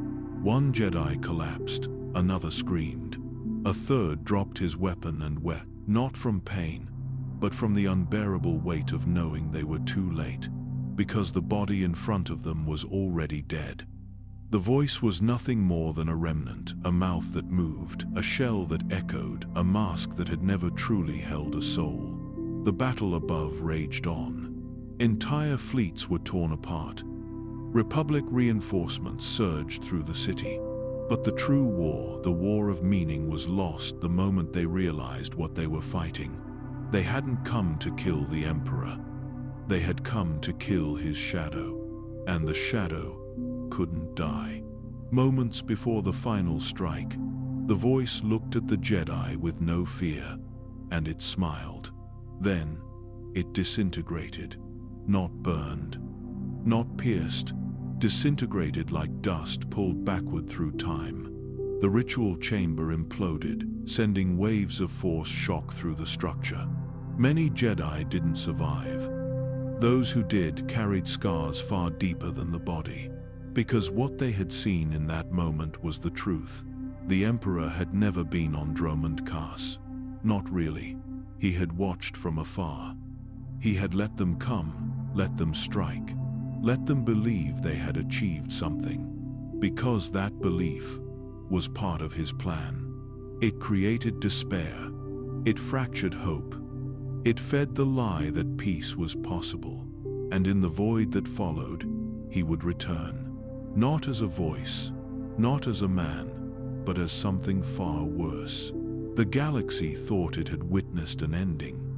A ritual destroyed, a voice silenced, a war fractured by its own exhaustion. But in truth, it was only the beginning. The Sith Emperor did not live as others did, and he would not die as others hoped. His death was not a moment. It was a process, a peeling back of illusion, revealing the deeper wound that had always been there, unseen, untreated, spreading. The man who had once been Tenebrae, the child who murdered his own father, the ruler who consumed a planet, had long since vanished. What remained now was not a person. It was hunger, given thought. A will, untethered from flesh. When his voice fell on Dromund Kaas, the Sith Order mourned publicly. Ceremonies were held. Honors were given. But within the Citadel's deepest chambers, the Dark Council knew the truth. There would be another voice, another host, another mouth, and until then, they were to serve the silence. But silence, in the hands of the Emperor, was never still, because even in this seeming absence, his presence moved. Across the stars, Jedi began to feel it not in the Force, but in the absence of it. Meditations turned cold, visions fractured, younglings wept without knowing why. On Voss, seers spoke of a shadow without shape. On Corellia, temples echoed with whispers from no source. On Nathema, the dead world, the wound those who returned reported dreams of a voice they had never heard, but somehow remembered. The Emperor's essence, unbound by flesh, had become something worse than invincible. It had become invisible, and through the cracks in reality, it fed. Small rituals turned to sacrifices. Old ruins became gathering places, and in the silence between battles, dark cults whispered his name again, not as a ruler, but as a god, because the Emperor had learned something the galaxy had not. That death is not an end. When one is willing to lose everything that made them alive in the first place, he had stripped away his body, his voice, even his name. And in return, he had gained the ability to wait, to watch, to haunt. He no longer sought victory through domination. That had been the flaw of earlier Sith: to conquer, to sit upon thrones, to be seen. The Emperor would not repeat that mistake. He would return when the galaxy was too weak to resist, when the Jedi were too few, when the Republic was too divided, when the Sith were too fractured, and when no one remembered how the darkness began. He would become it.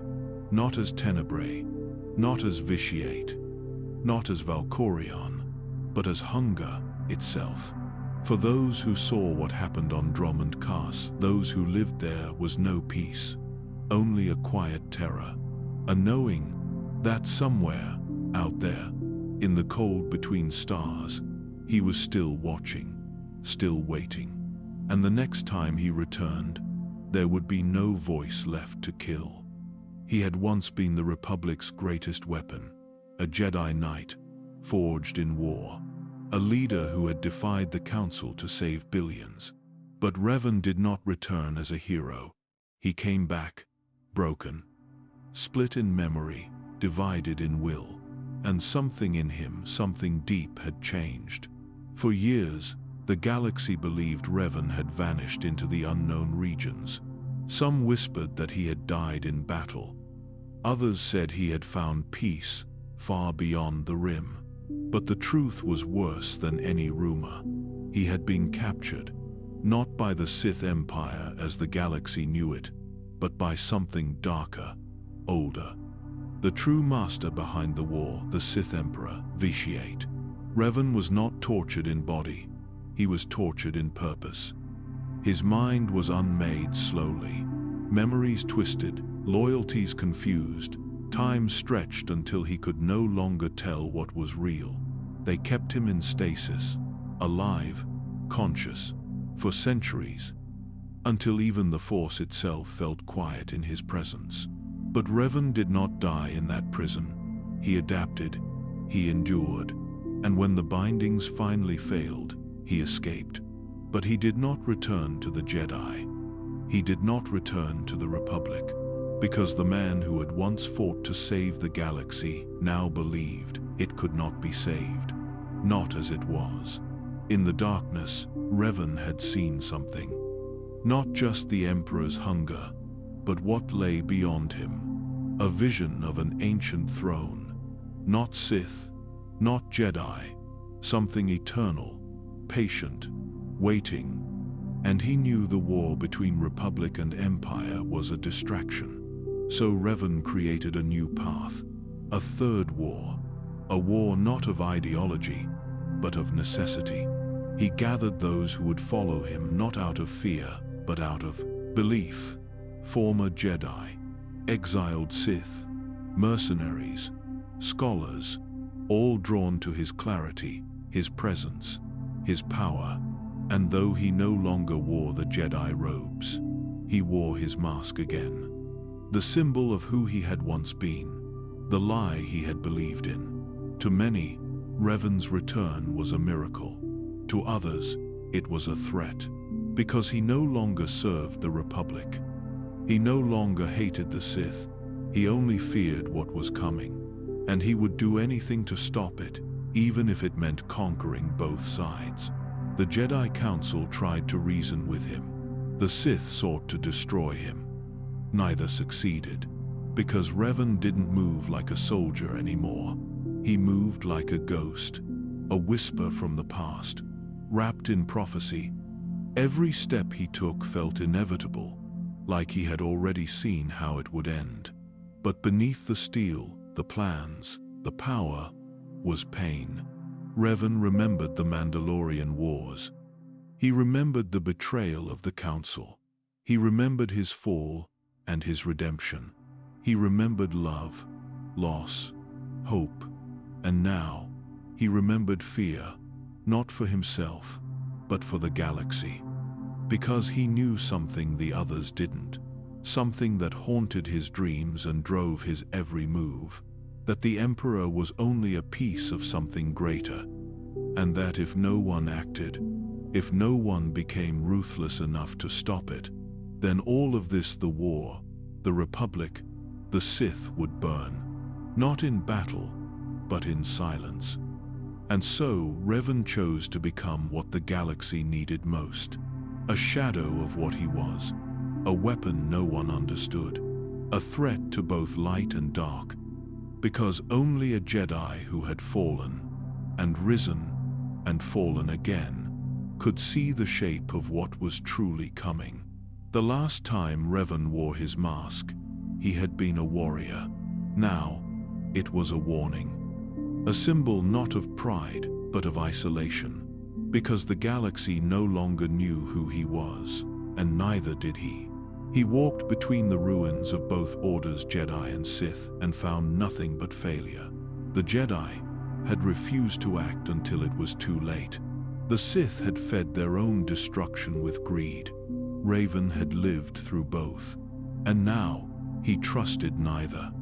His new followers called him Master, but they didn't understand him. They only saw what they wanted to believe. A man who had survived death, who had returned with secret knowledge, who promised to end the Sith once and for all. But Revan's vision was not so simple. He didn't want to destroy the Sith. He wanted to end the cycle, permanently. He believed there was a way, a single strike, a final act that would cut through the endless war and silence the dark forever. He had spent years studying the ancient Sith temples, ruins on Malachor, Yavin 4, Dromund Kaas. He uncovered rituals lost to both orders. He searched for weapons not made of metal, but of memory. And all of it pointed back to one place, the Emperor. Not the man, but the presence behind him. A consciousness that could not be killed, only contained. Revan believed that if he could destroy the Emperor's physical vessel again, this time while channeling the Force through a ritual site, he could sever the connection, trap the dark essence between realms, stop the rebirth cycle, end it forever. But there was one problem. He would have to die doing it. And worse, he might have to take thousands with him. The Republic would never allow it. The Sith would never believe it. So Revan stopped asking for permission. He became a shadow, a myth moving through the galaxy, raiding facilities, seizing artifacts, striking both Republic and Imperial targets with the same cold precision. They called him a traitor, a war criminal, a madman, and maybe he was. because each time he struck, a part of him vanished. The Jedi, the leader, the man who once believed in redemption. All that remained was purpose. The mask hid his doubts. His voice gave no warmth. His plans showed no mercy. Even those closest to him began to wonder. Was this Revan, or something darker wearing his name? But Revan never answered. He simply kept moving forward, one step at a time, toward the throne he had seen in visions, toward the dark that refused to die. He returned to Yavin 4 and claimed an ancient temple. There, deep underground, he prepared the final ritual, a convergence of force energy, a mirror of what the Emperor had once done on Nathema, but in reverse. Not to consume life, but to imprison death. He knew the Jedi would come. He knew the Sith would follow. He wanted them to. Because this would be the last war he would ever fight. The mask no longer meant salvation. It meant surrender. Not to darkness, not to the light, but to the role he had been cursed to play. Again, the man who sees too far, the warrior who breaks the cycle, the shadow who never rests. Revan was no longer trying to win. He was trying to end everything that needed to lose, even if it meant destroying himself with it. The jungle moon was silent. Yavin 4 had seen war before blood soaked into its temples, ancient Sith lords buried beneath its stones. But this was different. The silence wasn't natural. It was waiting for war to return. And Revan was already inside. He didn't hide. He didn't run. He stood within the shadows of the old Sith temple and waited. Because this time, they were coming for him. Republic strike teams, Jedi-led task forces, Sith assassins, Dark Council loyalists. None of them trusted each other, but all of them feared what Revan was building. He wasn't commanding armies anymore. He was commanding fate, and fate had brought them all here. The first shots were fired before dawn. Orbital bombardments lit up the jungle. Troop carriers descended through the canopy, their hulls already burning. Lightning struck the trees, not from weather, but from the Force. Because Revan was not alone. He had gathered followers, not just warriors, but believers, former Sith, former Jedi. Those broken by the war, twisted by grief, or desperate to serve something they didn't understand. They called themselves the Order of Revan. And to the soldiers of the galaxy, they were fanatics. But to Revan, they were a shield. Not to protect him, to protect the ritual. Because deep within the temple, something had already begun. A convergence of energy, drawn from relics, from blood, from memory. Revan stood at the center, channeling the Force through pain. Not to gain power, to reshape it, to wound the dark. But every wound came at a cost. And outside, the cost was being paid. Republic and Sith forces clashed without hesitation. Old enemies became temporary allies.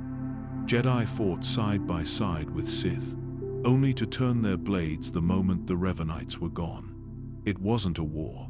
It was a storm, one no one could control. And yet, Revan didn't stop. Even as his followers fell, even as the temple walls cracked and the jungle burned, even as his vision blurred and his voice grew hollow from chanting words never meant for the living, he believed it had to happen. That pain would purify the galaxy. But not everyone agreed, because among the attackers came those who still remembered him. Jedi who had once followed him into the Mandalorian Wars. Sith who had studied his tactics as gospel. Even a droid HK-47 who had once been his weapon. They didn't come to kill him, they came to reach him. But the man they found wasn't Revan anymore. He was something between life and death. His body alive, his mind split, one half clinging to purpose, the other already gone. The ritual had taken more than energy. It had taken memory. identity. And in the final moments, when the siege reached the heart of the temple, and the last blast shattered the altar of focus, Revan still didn't stop. He turned to the ones who knew him and whispered, "It was never about victory." And then the Force exploded. A pulse of energy swept out from the temple, not to kill, but to separate. Light and dark, mind and body, spirit and shadow. Revan collapsed. But his presence didn't vanish. It lingered, somewhere beyond. The battle was over, but no one knew who had won, because the man they came to destroy had already destroyed himself. When the smoke cleared, the jungle no longer breathed. Yavin 4 had fallen silent again, not from victory, but from exhaustion. The fires burned without light. The sky hung without sound. And somewhere beneath the ruins, Revan still existed, but not as one. The Force had done what war could not. It had divided him. Half of Revan, the part born of compassion, loyalty, and hope, drifted into the light, peaceful, still, ready to rest. But the other half, the part forged by rage, loss, and relentless purpose, refused. It clung to life like a wound that would not close. It was the part that had faced the Emperor, that had seen what waited beyond death, and refused to surrender to it. This was not resurrection. It was fracture. And from that fracture, two Revans emerged, unseen by the galaxy, but felt by the Force. The light half guided quietly, unseen. It whispered strength into those who still believed the galaxy could be saved. The dark half lingered as a shadow, trapped in the void between death and rebirth, driven by the same purpose that had destroyed him. He couldn't let go. Not while the Emperor still existed. Not while that eternal hunger continued to spread. And so, even death could not stop him. He would haunt it, manipulate it, use it, because he was no longer bound to one side of the Force. He had become the wound itself. A reminder that the line between savior and destroyer was only a choice, and that he had made both. For centuries, the galaxy forgot. The war ended, the Republic rebuilt. The Sith fractured again. But in hidden corners, stories remained. Of a masked ghost seen on ancient worlds. Of temples whispering in voices that spoke two names in one breath. Revan and Revan. Because the man who had once saved the galaxy had now become two halves of its memory. One keeping balance, one seeking vengeance. And neither truly alive. The light Revan found peace among the Force, guiding, healing, reminding. He would appear in visions to those who still carried hope, to Jedi lost in doubt, to soldiers afraid to believe in mercy. But the dark Revan, he built something else, a will without form, a purpose without mercy. He still remembered the Emperor's hunger, still remembered the throne he had seen in his visions, the eternal empire that would one day rise. And in the cold of the void, he began to stir forces to resist it, not out of faith, out of fear, because if the eternal throne was ever claimed, the galaxy would never recover. Light and dark would mean nothing, choice would end. And so, even in death, he prepared for war. Not with armies, with echoes. When those echoes finally took shape, when the next war began, it would not be remembered as Revan's doing, but it would still be his shadow. Because his story had never been about victory, it had always been about consequence. About how far one soul can fall in trying to save what they love. And how even the greatest of heroes can become a storm, one that never stops echoing through time. On Yavin 4, the temple remains, overgrown, silent. Inside, the air hums faintly, with energy not alive, not dead, waiting, because some legends never end. They just divide. The war ended not with celebration, but with silence. No victory parades marched through Coruscant. No songs were written. No flags were raised in triumph. Only the sound of broken engines, of scorched earth, of people trying to remember how to rebuild lives that no longer felt like their own. The Treaty of Coruscant had been signed years earlier, but treaties didn't end pain. They only paused it. Across the galaxy, systems were left hollow. Cities once proud now stood as skeletons of durasteel and ash. Families searched for faces that would never return, and entire cultures were gone. Duro had once held shining academies and bustling trade ports. Now, its atmosphere was poisoned, its oceans boiled, its people scattered. Balmorra had been turned into a weapons factory, then a graveyard. Alderaan was forced to mask its trauma behind beauty and ritual, pretending peace had returned while wounds still bled beneath the surface. The core worlds recovered first, as they always did. Credits flowed, politicians made speeches, but even the wealthiest systems could not forget the fear that had spread like wildfire from the outer rim. Fear of what it meant when the Sith returned. Fear of what the Jedi had failed to stop. On Taris, the rubble was left untouched.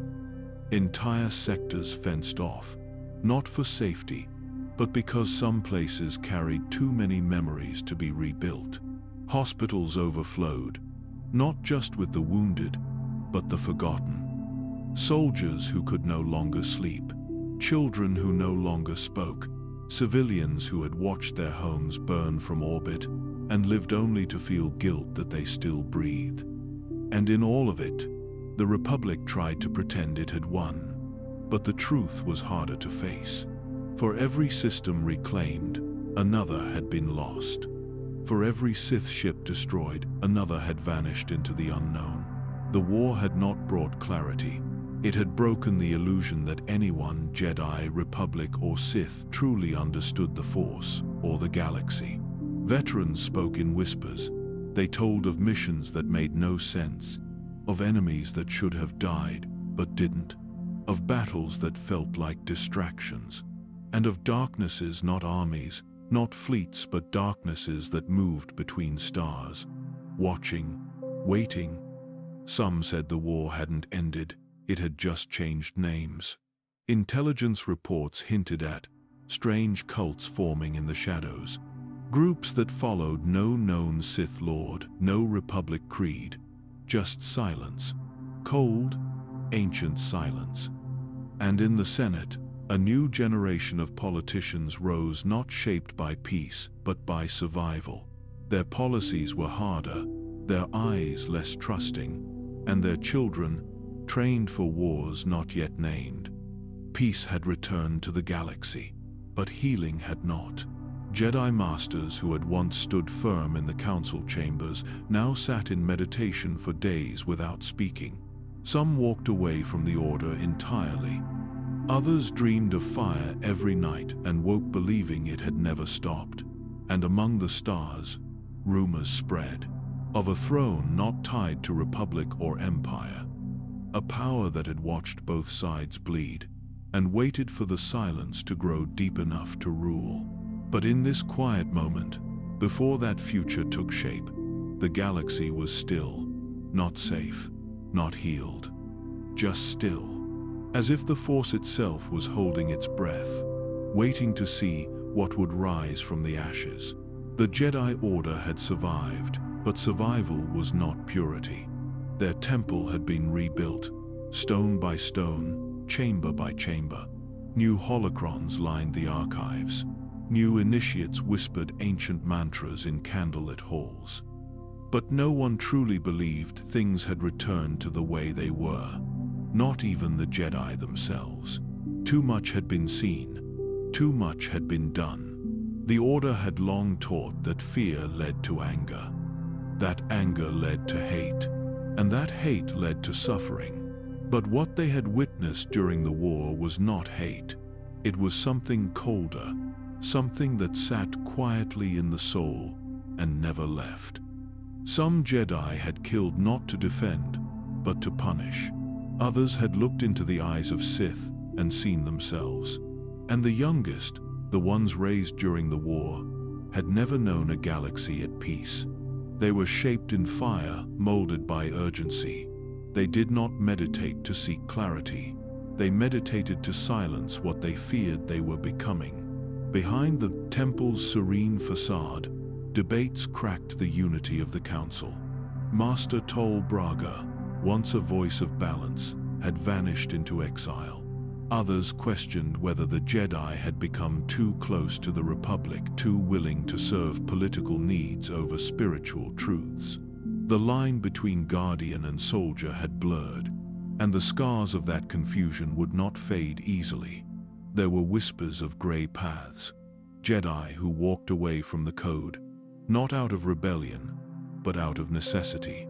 They had touched the dark side, not fallen to it, not embraced it, but touched it and survived. The High Council said little. Officially, nothing had changed. Unofficially, they knew something had. The Force had changed. It no longer felt like light and dark, peace and passion. It felt fractured, like the war had ripped something fundamental across its surface. Visions no longer came with clarity. Some Jedi claimed their precognition had dulled. Others spoke of dreams not sent by the Force, but by something else.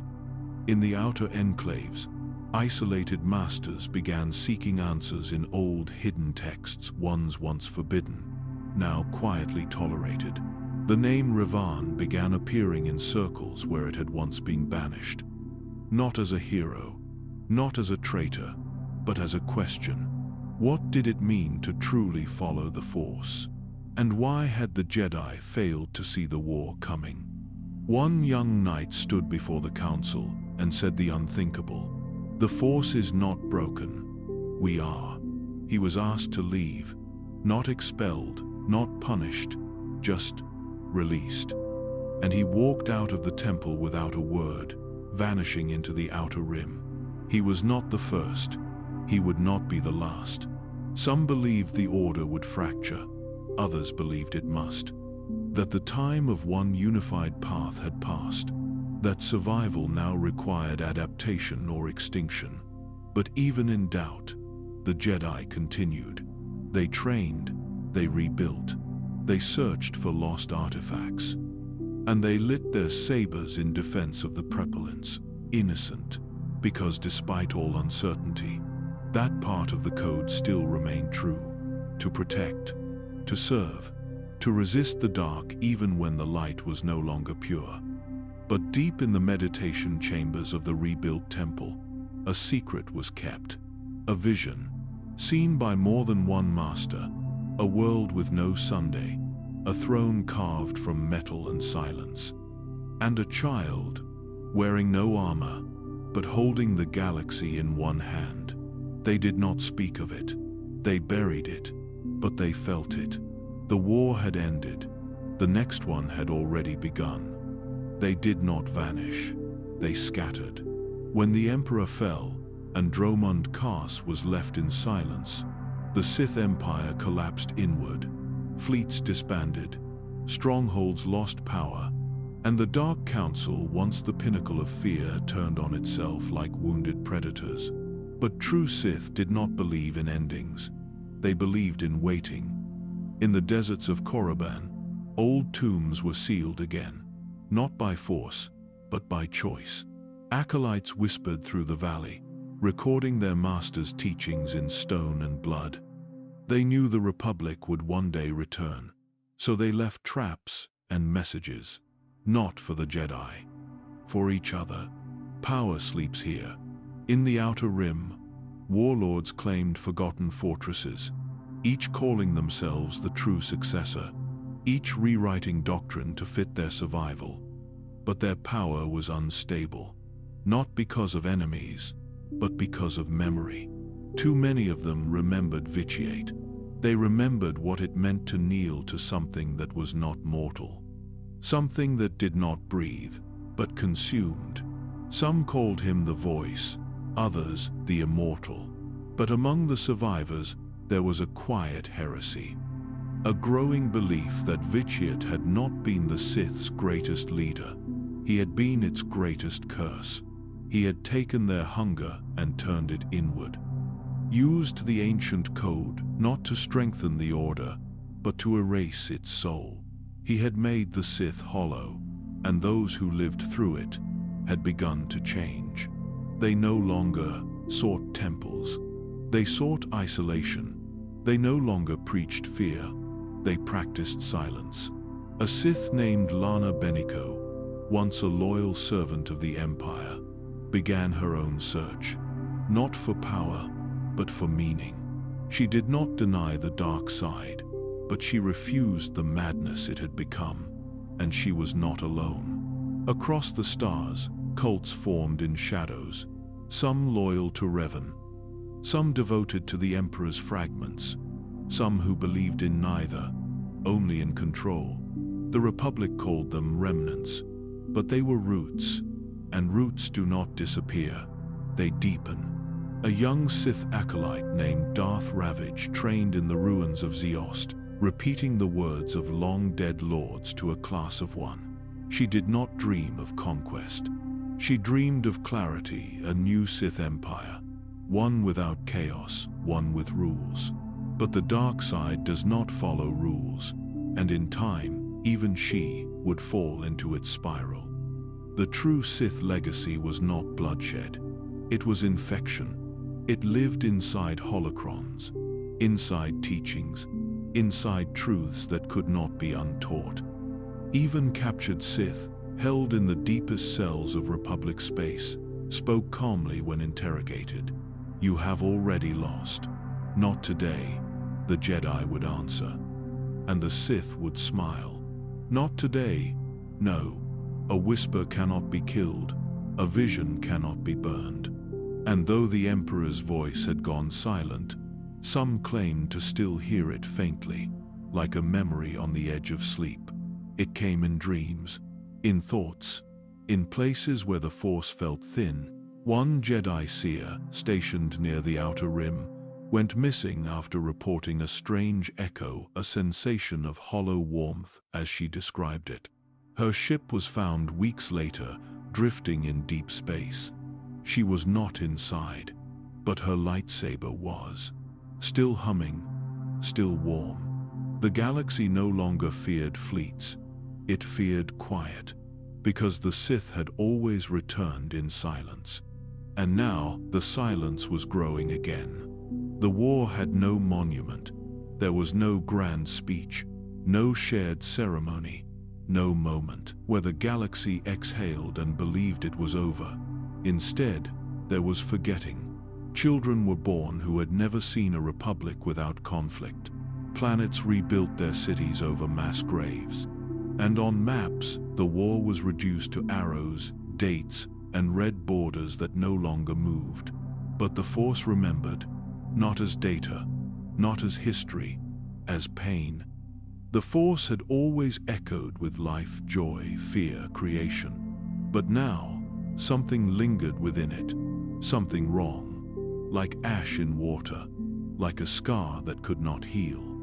Jedi masters who meditated for years found themselves disturbed by sudden visions, not of the past, but of something still coming, a shadow without form, a hunger without direction.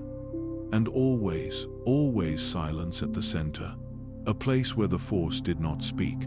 Some called it a fracture, others a wound, but none could close it, and those who tried suffered.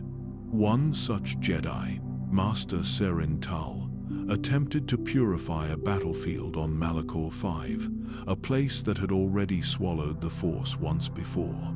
She entered alone. She did not scream. She simply stopped being. Her apprentice waited for 3 days, then left without a word. He never lit his saber again. Across the stars, Force-sensitive children began to appear less often. The Jedi claimed it was natural. The galaxy was large, after all. Populations shifted, bloodlines scattered. But the Sith knew better. They believed the war had changed the current, the very flow of the Force itself.